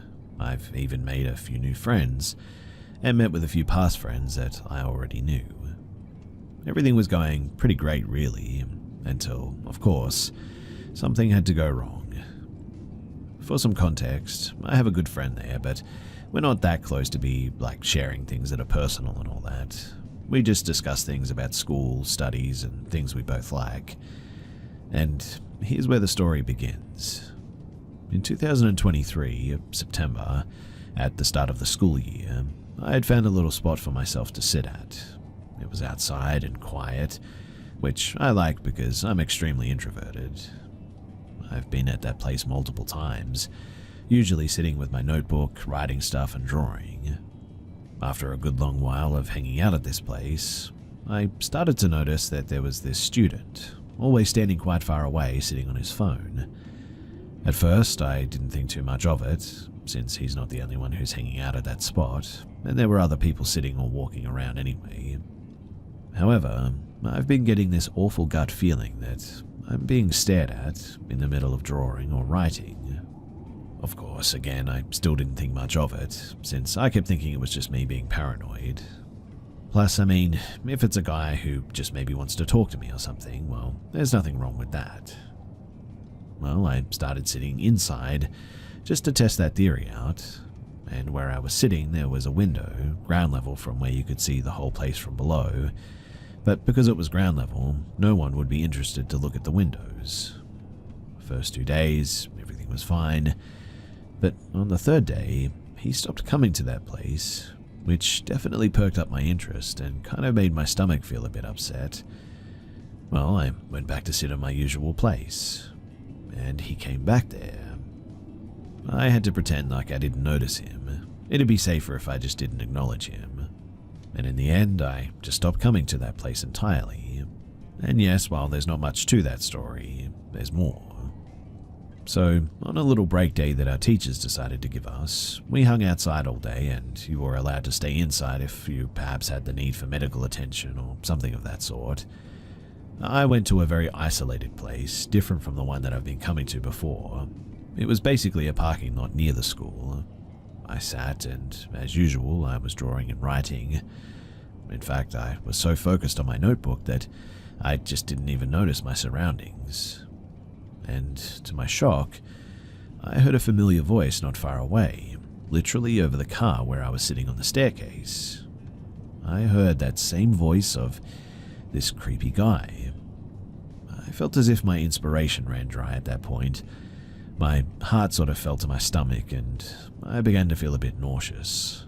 He was on a phone call or something, but before he was inside the school, going to the bathroom, and mind you, the parking lot is quite far away, and no one can really see where you're sitting unless they get closer, where I've never seen him on a phone call or never saw him using his phone there. Usually he was sitting at my favorite spot, which now I despise. But I told the teachers that I felt a bit sick, which was true, and they let me inside till we had to leave from the school. I wanted to talk to my new friend about it, who knows him and frequently talks to him apparently, but I feel like I'll say something inappropriate and he might actually distance himself from me. He's a great friend and I would hate to lose him, but I also want to do something to stop this matter from escalating because, I don't know, I just feel like I'm being stalked. I mean, maybe I'm going crazy, but the other day when I was walking home, I could have sworn that there were eyes on me. If I go and talk to the stalker himself, I feel like he'll sort of feel like he's finally been noticed or whatever, and maybe have a sense of victory that could encourage him to keep stalking me. I really don't know what to do other than to try to keep ignoring him, and I really don't want to give him any attention or notice him in the slightest, but the fear that he's going to do something even more creepy is making me feel scared when I attend school. I mean, I don't want this guy to, follow me home or something. I have a sneaking suspicion, too, that he's now following me outside of school because I could have swore that I saw him the other day. Again, maybe my mind is just playing tricks on me, but what do you guys think? Is there something more to this? And if so, what should I do?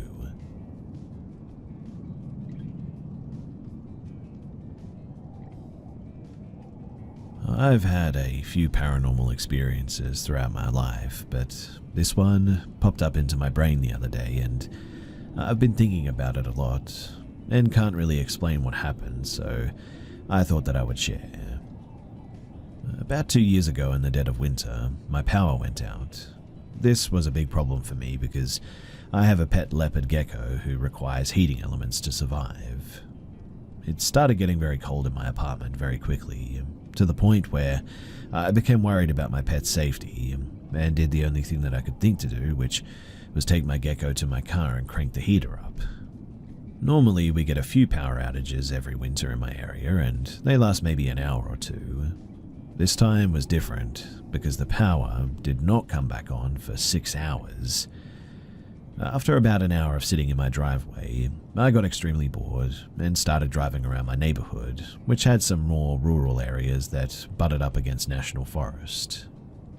One of these areas is an absolutely beautiful overlook where you can see miles of the forest and also a few streetlights, so I'd be able to see if the power came back on. So I drove there and parked to enjoy the view. I'd had the heat running for a while at this point, and the car had gotten a bit hot, so I rolled down the window to let in some cool air and almost immediately started hearing something kind of far off at first. Kind of a weird sort of sad sounding howl, I guess, mixed with a sort of squawk. I assumed that this was an animal, but rolled up the window almost all of the way just in case. Over the next 20 minutes, the sound got progressively closer and closer to the car until it sounded like it was circling me. I can still hear this sound in my mind, clear as day, even though this happened several years ago. And I know what animals we had locally and what they sounded like. And this, whatever it was, didn't sound like any of them. I got nervous and decided to leave, and I go and get some food and gas in my neighboring town that still had power. About another hour passes and there's still no power. Having convinced myself that the sound was just an animal, and it had probably long since moved on, I went back to the overlook to enjoy my meal. About another hour goes by without anything happening. No noise, no nothing. Until eventually I see movement among the big rocks in front of me. It's starting to get dark, so I can't really make it out perfectly, but at one point, it looked like the head of a disfigured animal peered out at me over a rock and then disappeared. I see this several more times, but if it was an animal, there was something severely wrong with it, be it an injury or a birth defect, that would probably affect its quality of life. And I wanted to be able to let animal control know so they could find it, help it, or at least put it out of its misery if necessary, since it was clearly staying in that exact area. After a while, it starts making that noise again, the same one as before, but now it's also added this horrible gurgling, and it almost sounds human. At this point, it's gotten completely dark, and I can't see much of anything, but I can still hear it circling the car. Eventually, I hear what sounds like something messing around near the back tire, and I panic and peel out of the parking lot. And it was then that I looked behind me and see what is now very clearly a person in the taillights.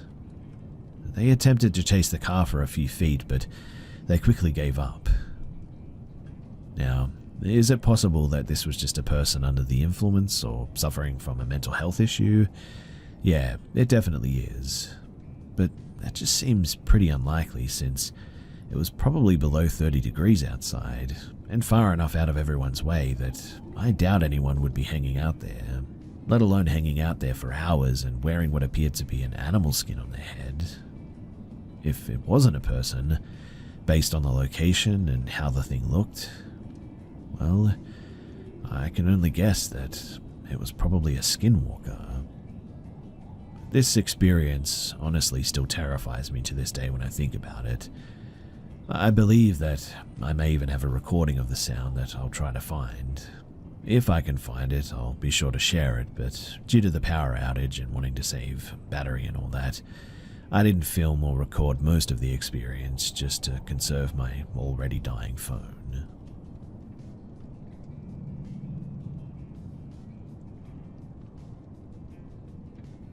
I live with my partner and roommate, both of which are really into paranormal YouTube channels and shows. This is something that they bond over, and my roommate even has some tools that he has used, even in our own house that is over a century old. I, on the other hand, have an appreciation for it, but I'm not as into it as they are. I'm also more skeptical than they are, I suppose. Not to say that I don't believe in it, because I absolutely do, but I try to look at things from an objective point of view. With that being said, a few months ago, I am pretty sure I encountered a ghost cat. My partner and I have 3 cats. I work from home and have been dubbed the crazy cat lady, so the cats and I are all very attuned to one another. It began with me thinking that I see one of our cats out of the corner of my eye, but when I look, there's nothing there.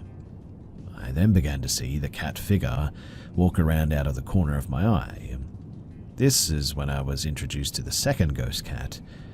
One of them looks to be black or dark, while the other looks white. I've never seen both cats at the same time. We have a white cat with grey markings, a brown tabby, and a black and white tuxedo. Sometimes the ghost cats would do things my cats would normally do, so I chalked it up to being a muscle memory thing. Kind of like I'm used to them being there, so I feel like they're there.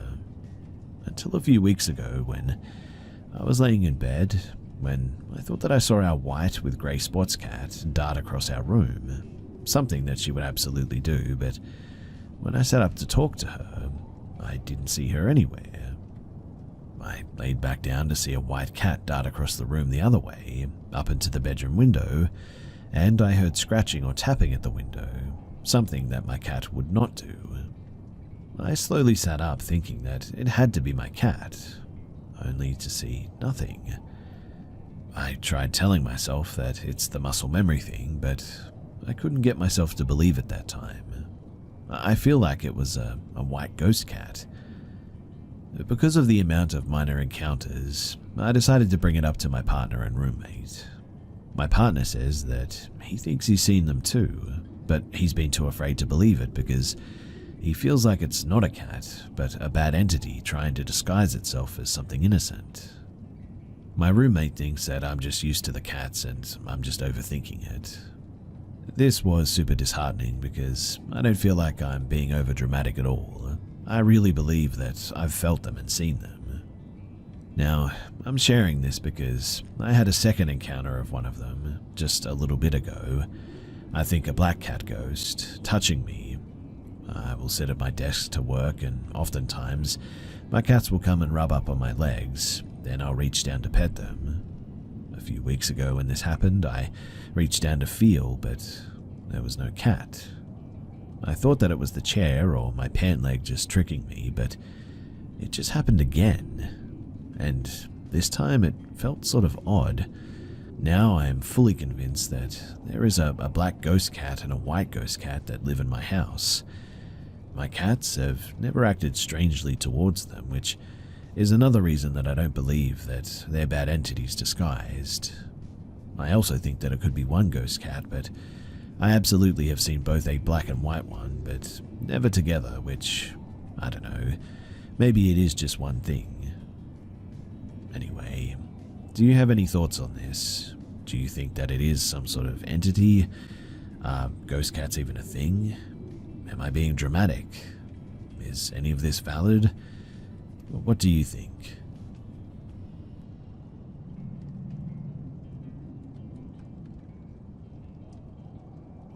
I work night shifts, so staying up through the night is pretty normal on my days off.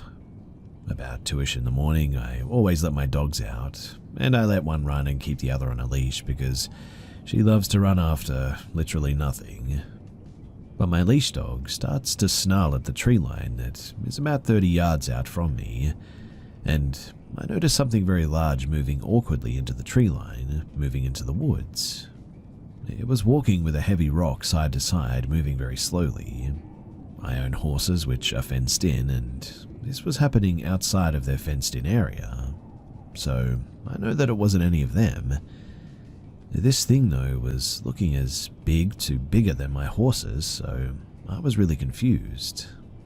We do have deer that like to nest or settle overnight inside the fence with their younglings, because the horses ward off some predators like coyotes and such. I walked to my house to grab the flashlight, and of course, I shined the light, but there was nothing. I never heard a single crack or snap or nothing while I saw it, and afterwards it was gone, which was weird because it was so huge and I would have expected to hear something. Anyway, my son said this afternoon that he saw something at 12:30 last night and said one of the horses was out, but then after checking all the horses were in, said that he must have seen the biggest deer that he's ever seen. Like a deer as big as a horse or even bigger. Now, he lives in a different house but further away on the property, about 3 times the distance I am. I scare deer away every night before I let the dogs out, so I don't have to chase them in the middle of the night through the woods. But this, whatever it was no deer. My wife believes it to be the spirit of one of our horses or whatever that we had to put down last week. In the past, we both have had our share of weird instances at that wood line, but this, for me, it definitely took the cake. Scary thing is that we're planning to build our future home right by that area.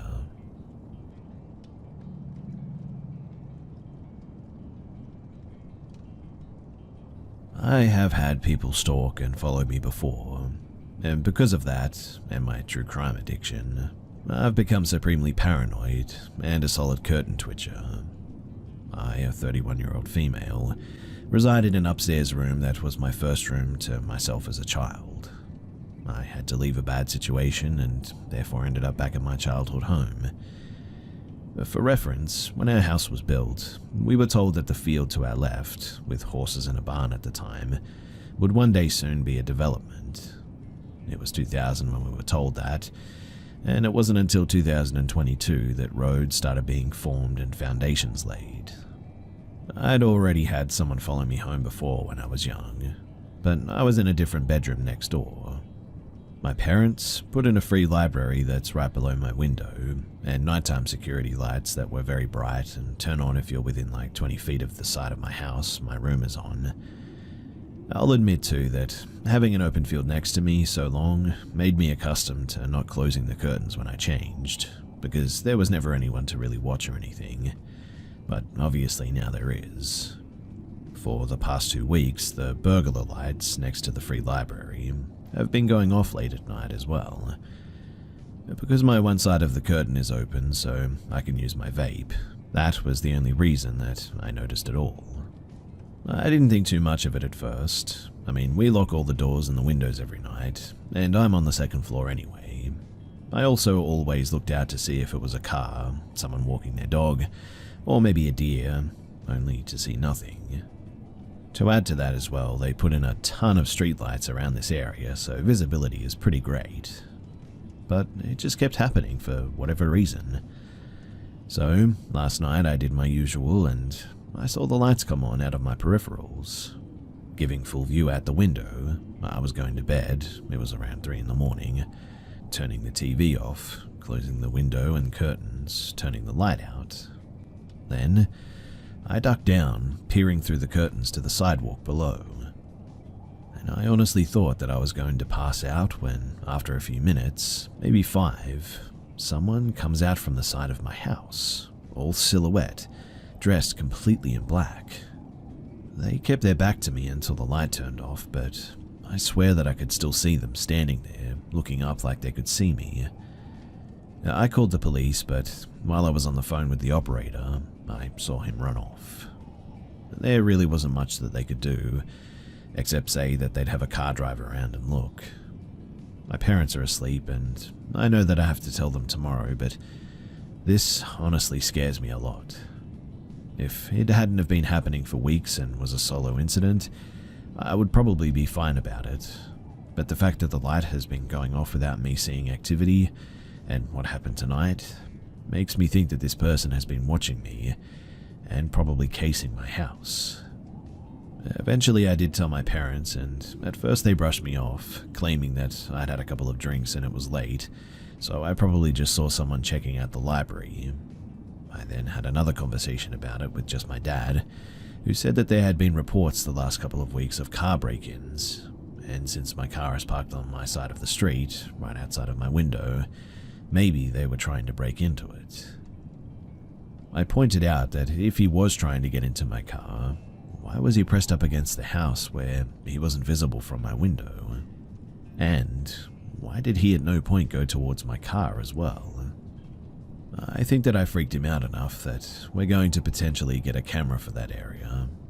Given all of the development happening around us, I think it's smart, even without this incident. Anyway, here's hoping that this guy doesn't have plans to break into our home at some point.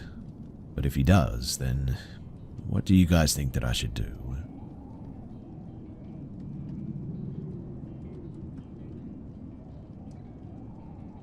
For context, I live in the woods of southern West Virginia, deep in the Appalachian wilderness. I'm an hour and a half away from any large city, and another 30 minutes from the nearest Walmart. Needless to say, I'm in the middle of nowhere. Yesterday I came home to a strange feeling that I was being watched. I thought that it might have been coyotes, so being the homesteader that I am, I sat outside with my gun and LGB, livestock guardian dog, and waited for them to come for my chickens. My dog was alerting me to the presence of something, but when he would get close to where it was, it just seemed to disappear. He would stick his nose in the air and catch wind of where it was and run to it, never finding anything. Fast forward to tonight, and I have the same feeling. I take my light outside and shine it at the edge of the woods, and that was when I noticed eyes staring at me. This is odd too, considering that my 150-pound LGB is going nuts, barking and looking for this thing, and it's sitting still, not moving. I walk right up to it, and I see a bobcat looking me dead in the eyes from 10 feet away. It looked away from me and walked around a tree, completely not paying attention to me. Now, for those who live in the city, bobcats are extremely rare to see, let alone come within 10 feet of shining a light directly on it. I pulled my pistol out to shoot it, and it didn't go off. I racked it back and tried again, and still nothing. It felt like something was holding my trigger back almost. I ran inside to get my shotgun at this point, and I followed it into the woods about a quarter mile before I finally lost it. Keep in mind, it never once ran from me, but instead walked slowly, as if it was trying to lead me somewhere.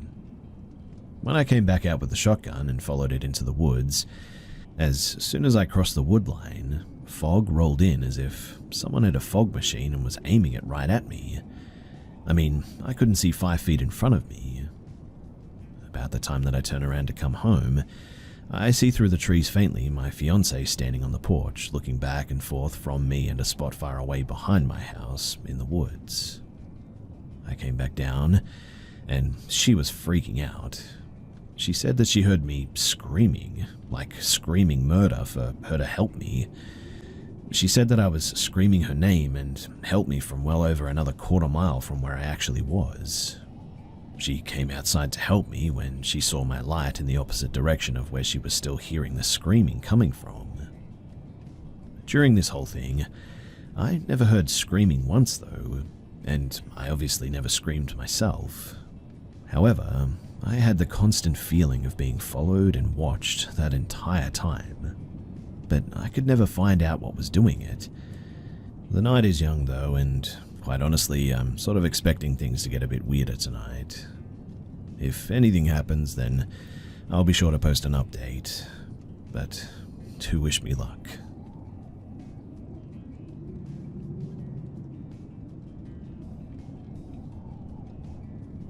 I've been staging residential property homes in the San Francisco Bay Area for about 3 years now. I visit just about every neighborhood and every price range, from like $700 studios, insane I know, to $8 million homes.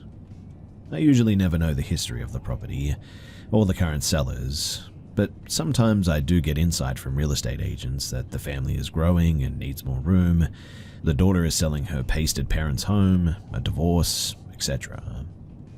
I have, only on a few occasions, felt some not so welcoming energy in homes, I guess you could say. Maybe I walk a little quicker out of a room, or maybe I think that I saw someone walk past me through a doorway when there was nobody there, but nothing really threatening or anything. That is, until today. So I'm sitting in this really nice empty home, overlooking the ocean in San Francisco, just leaning against a wall in a room off the living room. The movers are outside loading the furniture into the garage to prep for our stage in 3 days.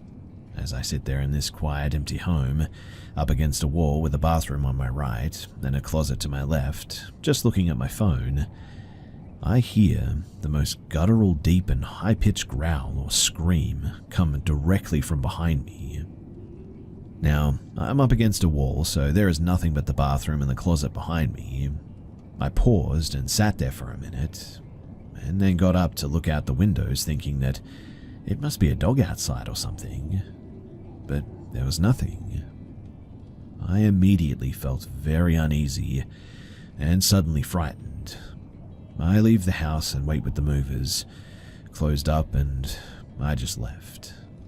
I have never heard anything like this or felt so unwelcome in an empty home.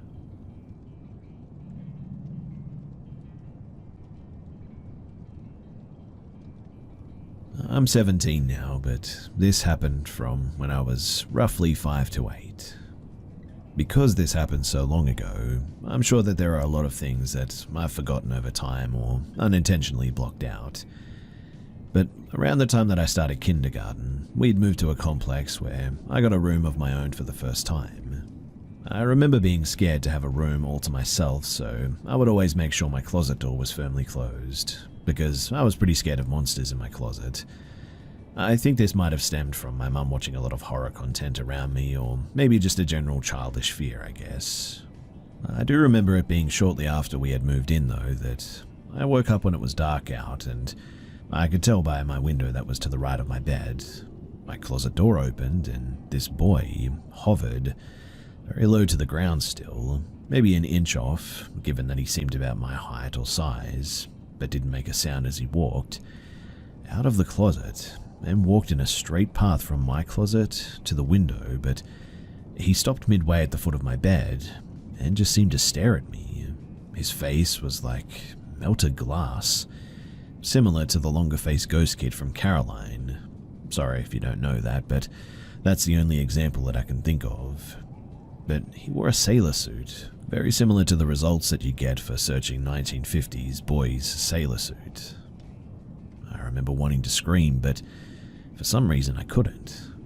I hid under my blankets for a long time, and I don't remember what happened after that, but I assume that eventually I must have fallen asleep.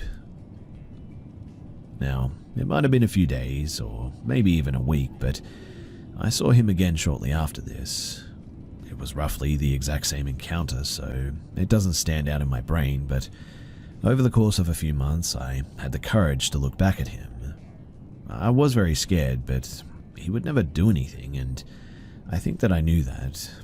I mean, he never attempted to climb on my bed or anything or get closer to me. He only ever stopped and just sort of stared at me, and that never seemed to change. After I started looking at him, I learned that after he left the foot of my bed, he would go to the wall on my left and form a hole in my wall that he would then go through. I remember there were a few times that I would get up in the morning and try to see the portal or whatever it was, but of course it was never there. There was a long time of build-up too, but eventually I just wasn't scared anymore, and I remember the feeling of not being afraid when I looked back at him. After I wasn't scared anymore, I was able to get out of my bed right after he would leave and try to go through the portal, but it would close before I could get to the wall. I remember one specific night, though, where he just didn't show up, and I got confused because by that time it had become a routine to see him every night. I got up and looked out my window to see him feeding the deer on the property. Deer are pretty common in this area. He didn't look up at me or anything, but I remember just sort of staring at him. After we moved away from the complex, I never experienced anything close to this or ever had him appear in a dream or anything. Other small details I want to add as well is that he only seemed to exist in the complex. He never appeared in my school or daycare or anywhere else. My mum told me a few years ago that neighbors in the complex would tell her that I would play games by myself, but seemingly pretend that I was playing with another person. But I myself have no memory of that, so I don't know how reliable that actually is. From what I remember, no other kid in the complex experienced anything similar to this, including my two sisters who shared a room across from mine. I would tell people about the boy that I would see, but they all reacted a bit weird. It's also taken me a long time to come to the conclusion that this was probably paranormal, so I guess I just wanted to share it, and I want to know if anyone has had any similar memories that they carry with them. Like I said, my memories probably changed a bit over time, so take everything that I said with a bit of a grain of salt, but what I do remember very clearly is that there was this boy and he would come into my room every night.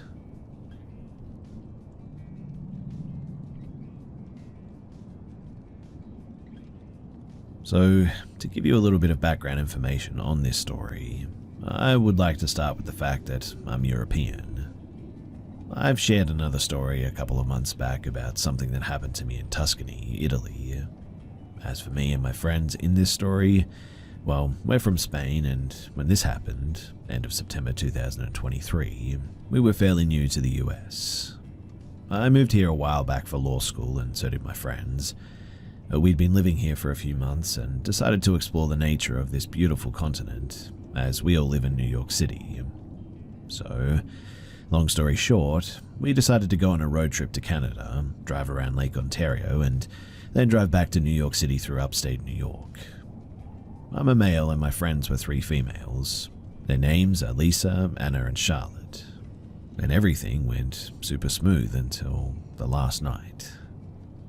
So, for our last night, we had rented an off-grid cabin in a remote area in the woods in upstate New York. To give some locals an idea, we were like half an hour drive from Harrisburg, I think. Me and Lisa had decided to spend one night in this cabin because it was one with nature. The cabin was super old, made from logwood, and there was no running water or electricity. Both me and Lisa had experience with survival in the wild in Europe. I, for myself, had been a Boy Scout my whole life and even was a scout leader for a while. Our other 2 friends were, as much as I love them, purebred city girls. They had pretty much zero experience with camping or to just be in place where there's no service for the phone or whatever, as was the case in this cabin. We had been driving all day to get there, and when we reached the beginning of the forest, it was already past 10 p.m. and was really dark that night. While driving to this place, we lost internet connection with the GPS, and so I had to drive to the cabin on intuition paired with a good old-fashioned map, hoping for the best while trying to drive safe on these muddy trails. It was also rainy the whole day as well. On the way there, Anna and Charlotte were in the back of the car, and the moment that they lost phone service, they got pretty uneasy for the rest of the ride.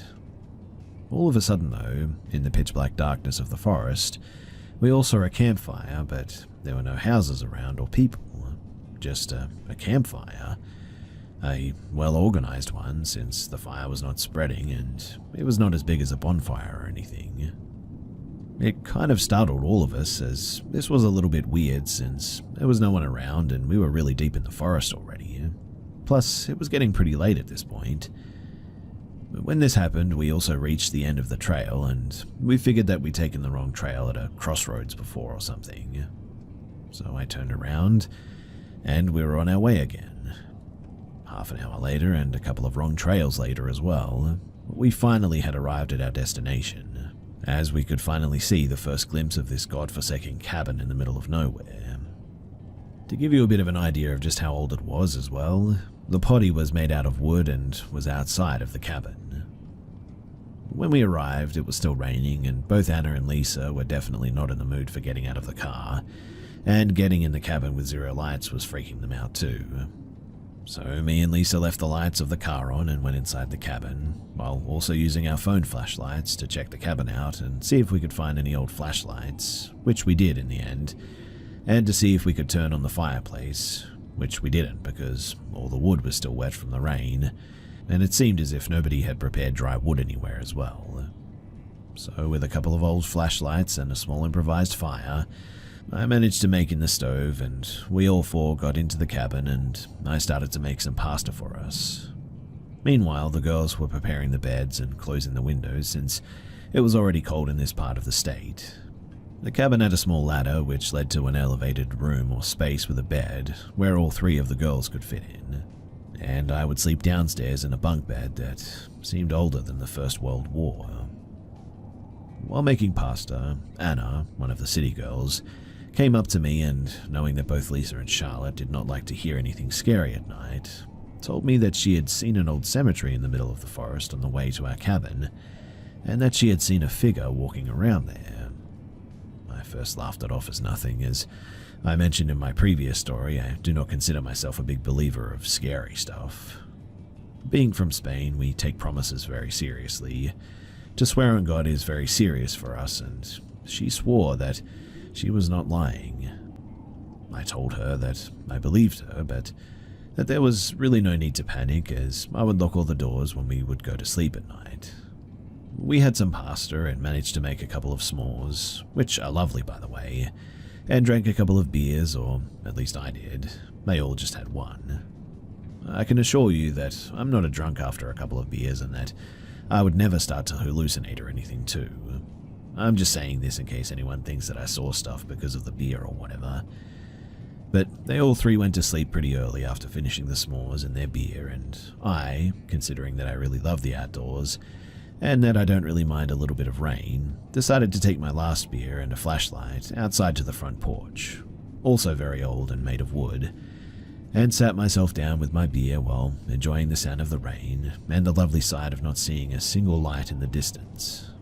I could greatly appreciate this coming from New York City, and I just scanned the area around with my flashlight.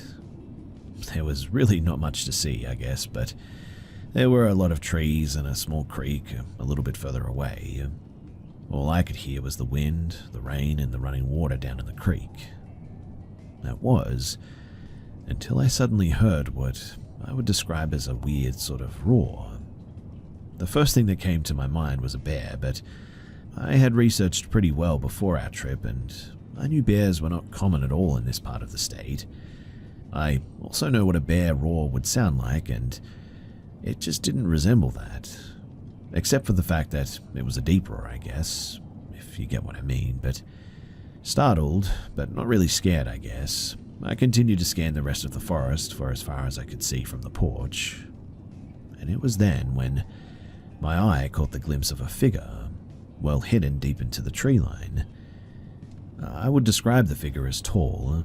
As a reference, I'm 6'4", and I thought this thing was at least a foot or two higher than me. It was well hidden because it had brown fur. That's what I think it was at least, or the skin in any case. It blended in well with the trees in autumn. It was definitely aware of our presence, as I saw two eyes glimpsing into my flashlight.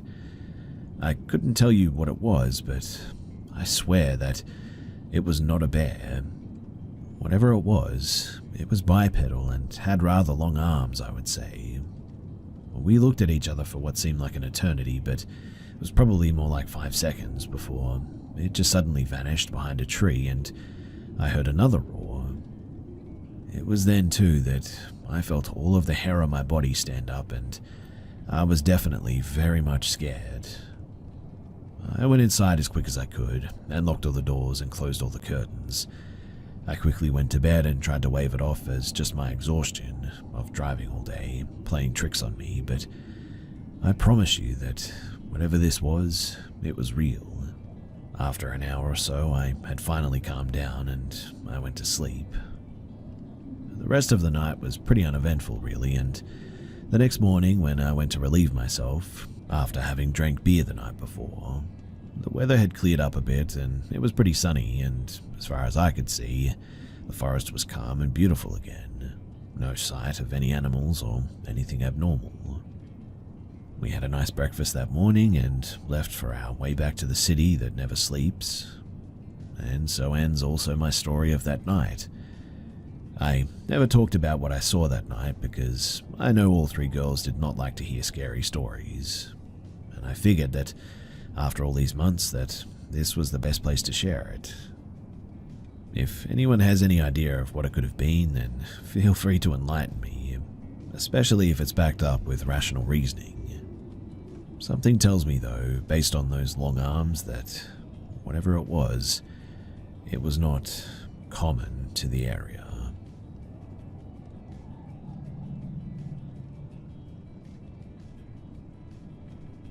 This happened about 8 years ago now, almost to the day, in fact.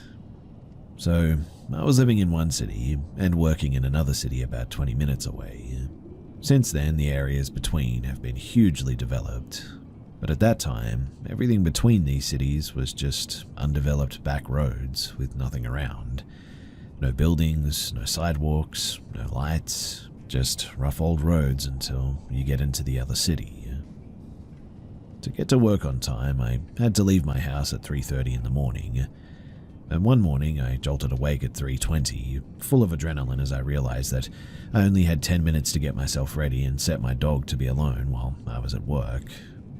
Needless to say, the circumstances had me highly alert, rushing and focused.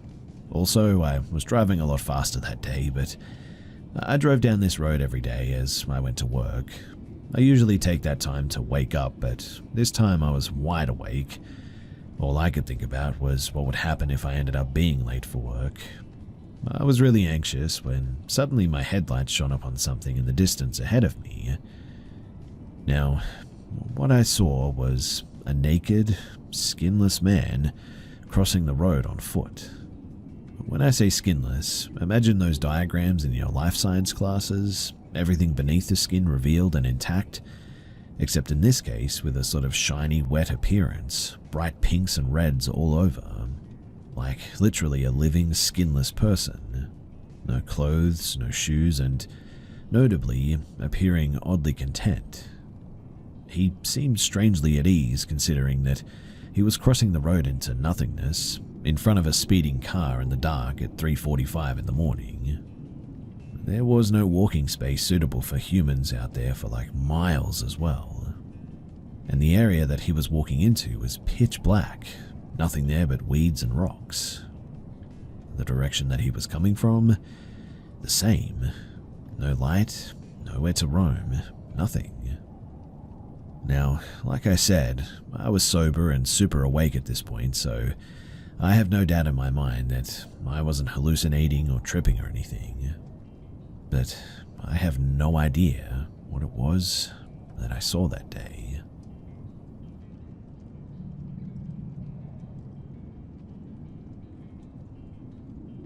It was 1998. I was 8 years old and visiting my dad's childhood home.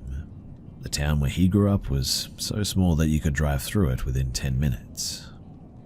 I still remember the smell of steak from the mum and pop owned restaurant, the sweet cookies from the bakery, and even the cigarette smoke from the hair salon that my grandma used to run out of her basement from 15 years earlier. The house, it had to have been built in the early 1900s. The floors creaked and there were vines all over the front of the house that my dad wanted to get rid of, but my grandma liked the way that they looked. It gave her privacy, she said. My brother slept in my dad's old room, which was primarily blue. I remember the Chicago sports team posters on the wall, edges torn and frayed from time and the occasional water damage. Out of the two remaining rooms, I chose my grandmother's linen room and my parents took the spare room downstairs. I remember the room being sort of frilly. White frilly curtains matched the white lace comforter on the bed, her sewing machine in the far right corner, in front of the window where she would watch my dad play in the backyard. My dad playfully whispered, "That's the haunted room, you know."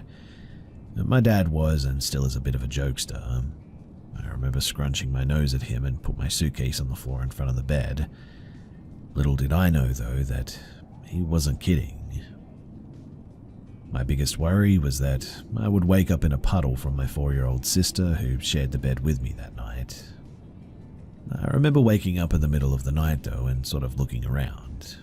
Everything was dark except for the dim light that came from the bathroom down the hallway. The shadows from the sewing machines hit the wall and looked like boxcars. I turned over to face the left side of the room, and that was when I saw her. At first I thought it was my mum, a silhouette of a woman who was standing in the doorway of the room. She was wearing a white dress. My mum didn't wear dresses, not even a nightgown. She had long fine hair, and my mum had the typical fluffy 90s do-cut at her shoulders. I quickly realized that this wasn't my mum, and panic suddenly set in. She was all white, skin, hair, dress, everything. I remember that she also had a sort of subtle glow about her. She was leaning on the doorframe, watching us sleep. Her head was tilted to the side, resting on her right hand that was being supported by her elbow against the frame. I guess I could say that I wasn't scared, but she was terrifying, but sort of comforting at the same time. It was sort of like she was watching her own children sleeping, lovingly. I remember closing my eyes and praying that she wouldn't come near me, and she never did. The next morning, I went to the kitchen where my grandma was already awake, making us breakfast, waffles with several different syrups and a huge bowl of assorted fruit. I didn't talk or eat much for the majority of breakfast, and my dad definitely took notice. After a few minutes of coaxing, I finally told him what I saw, and he immediately looked at my grandma and said, "See, I told you."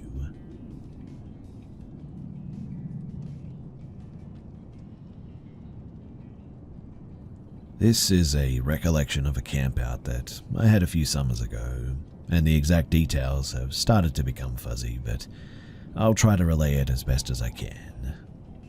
So, it's a Boy Scout camp, northern Wisconsin. I'm sure you can probably guess which one. It's got a smiling tent as a mascot. There's maybe a little over a dozen of us, some scout leaders too, all within a little clearing that makes up where one of the many troops are set up. 2 boys to each tent at this point. Me and my best friend from very, very early childhood are tent buddies, and on maybe the 3rd night at this camp is when this happens. So, I remember falling asleep pretty normally. It's dark, and I wasn't the last one to leave the campfire after dinner. Me and my friend both were in our sleeping bags on opposite sides of the tent. Our bags are at our side, and our hiking boots right by the door, carefully removed when we entered the tent. Eventually, I wake up to strange sounds, hard breathing, or maybe soft grunting or whatever. It's the dead of night, like 2 or 3 in the morning. Must have been around that time. I'm sort of frozen, and I look around at the walls of the tent, but nothing seems amiss. Just this heavy, low breathing sound. It was then that I see my buddy is awake as well, and we're both frozen and terrified. He starts to say something, but I put my finger to my lips and make the shushing gesture. Behind his head, where he was laying, something is brushing up against the tent, poking into the artificial fabric, almost sort of antler-like. I also could have sworn that I heard someone say, "Hello, is anyone there?" My friend then sees this and lets out a small gasp. Something pokes through the tent suddenly, sharp and black. A loud exhale, and then whatever it was just steps back. We hear branches crunch and twigs snap, fading into the distance. We stay awake for another hour, and in hushed whisper try to rationalize what the heck just happened, asking if we should check outside the tent. We both don't remember falling asleep again, but we wake up in the morning. The hole in the tent is there, along with 3 to 4 more similar ones on various sides of it. By the time the other boys in the camp were waking up, I had the courage to check around the tent to see if there's any footprints, broken twigs, or something to determine just what was outside of our tent. And behind our tent were bare human footprints. They circled around our tent several times, but never did they lead to or from the tent. Just 3 to 4 rings of footprints that looped around it. We asked around to see if anybody had actually pulled a prank on us, but everyone that was there swore that they hadn't. Whatever happened, me and my buddy talked about it a few times on that trip, but these days, we refuse to talk about it again.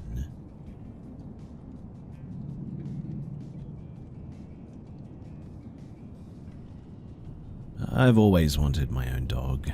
I put a lot of research into it and decided to get a Burmese mountain dog, which my mum graciously paid for part of as a graduation present. One thing to know about this breed, and my dog in specific, is that they are very friendly and don't know a stranger. Before getting him, I saw videos of the same breed just napping while repair people came into the backyard. This was not an issue for me. I mean, we have a very protective St. Bernard at home, and I didn't think that we needed a second guard dog. And as I wanted to be able to take my dog out, it was better for him to be friendly anyway. So around October, when a chill was just starting to form in the air, a friend and I, we decided to get some pumpkin-flavored coffee for us and a pup cup for Sirius and go to a local park to get him some exercise, now that it wasn't too hot for him outside, and to smoke some as well. This is not one of the nicer parks. It used to have a dog park attached to it, but due to flood damage, continuous as well, it was closed down, and now the area where it used to be is mostly secluded. And there's plenty of people who use that to their advantage, and do drugs there as well. There's also lots of families on the weekends that go there as well, but this was the middle of the week during school and work hours, so the park was pretty empty when we got there. As we walked past a man who was training for something that I'm not sure that I'd like to know about, to be honest. He was carrying a full army pack and was drenched in sweat. And when I later told my stepdad about this, he said that he had seen the same guy running along the main road where there are no sidewalks. Sirius completely ignored him. We also met a couple who had a Rottweiler puppy a few months younger than my dog, and we stopped to let them play for a moment and talk to the couple. Sirius had absolutely no issues with the pair and was very happy to receive pets from them as well. Eventually, we got to the location we were planning to smoke at, directly underneath the train tracks, which is the most secluded location in the park. There's only one path to get to it, unlike the rest of the park that sort of loops around. This area used to be a road, but it was purchased by the city for the park, so it's empty besides a house or two just past the barriers. We were there for maybe around 30 minutes before an older man walks by, gives us a "how's it going?" the way people do when you pass them on a walk, and turns around and walks back the other way. A little while later, he passes back again and notices us still sitting there, stops and says, "Are you girls alright? Are you waiting on a ride?" This did creep me out a bit, but I tend to be overly cautious, so I say, "Oh no, we're okay," which was completely true. I mean, I had driven there and I was still nowhere sober enough to drive, and we were just enjoying the nice weather before it got too cold. He responds by telling us to have a nice day and turns around. Sirius, through these interactions, just continued to play with his stick that he was chewing on. I mention these encounters just to solidify how absolutely strange the next one was. So, soon after, a man who seemed to be in his late 40s or early 50s starts to walk toward us. Instead of turning around like the other man had done, he starts to walk toward us, and Sirius absolutely loses it, barking and growling at this man and attempting to lunge at him. Despite the fact that he was only around 7 months old at this time, Sirius was a big dog, probably around 70 pounds at this point, and the man was very freaked out and continues past us, walking faster and keeping his distance. However, like I said earlier, there's nothing behind us besides an empty road and thick heavy woods. My friend and I continued to sit there talking until I was sure enough that he was gone. That was weird, right? I asked my friend around 30 minutes later. She agreed with me. I mean, where did he even go anyway? That was something I hadn't considered at that time, but Looking around, I couldn't think of anywhere that he could have been. Because we're high and stupid, though, we come up with the brilliant idea to wait and see if he passes us again. And if he doesn't, we'd walk towards the road behind us to see if there were houses that he could have gone to. However, him living in one seemed pretty unlikely. I mean, he was dressed for hiking clearly with one of those backpacks specifically made for it. And if he lived so close, I didn't think that he'd be dressed up for a hike or anything. He doesn't pass us again, so we walk up the small hill and past the barricade. There's around 3 houses just past it, all pretty run down, and the second that we got to the first one, a man comes out on this porch with a gun and just stares at us. So, safe to say that the people who live there aren't a fan of people from the park on their property. I don't know if that's connected, but I think the only solution is that he went into the woods. I've never seen my dog act like that before, and I haven't seen him act like that since then. Every other time he acts like everyone he meets is known for life. I've always thought that dogs have better instincts than us, and I think that this just proved it for me. We're both pretty small girls, around 100 pounds,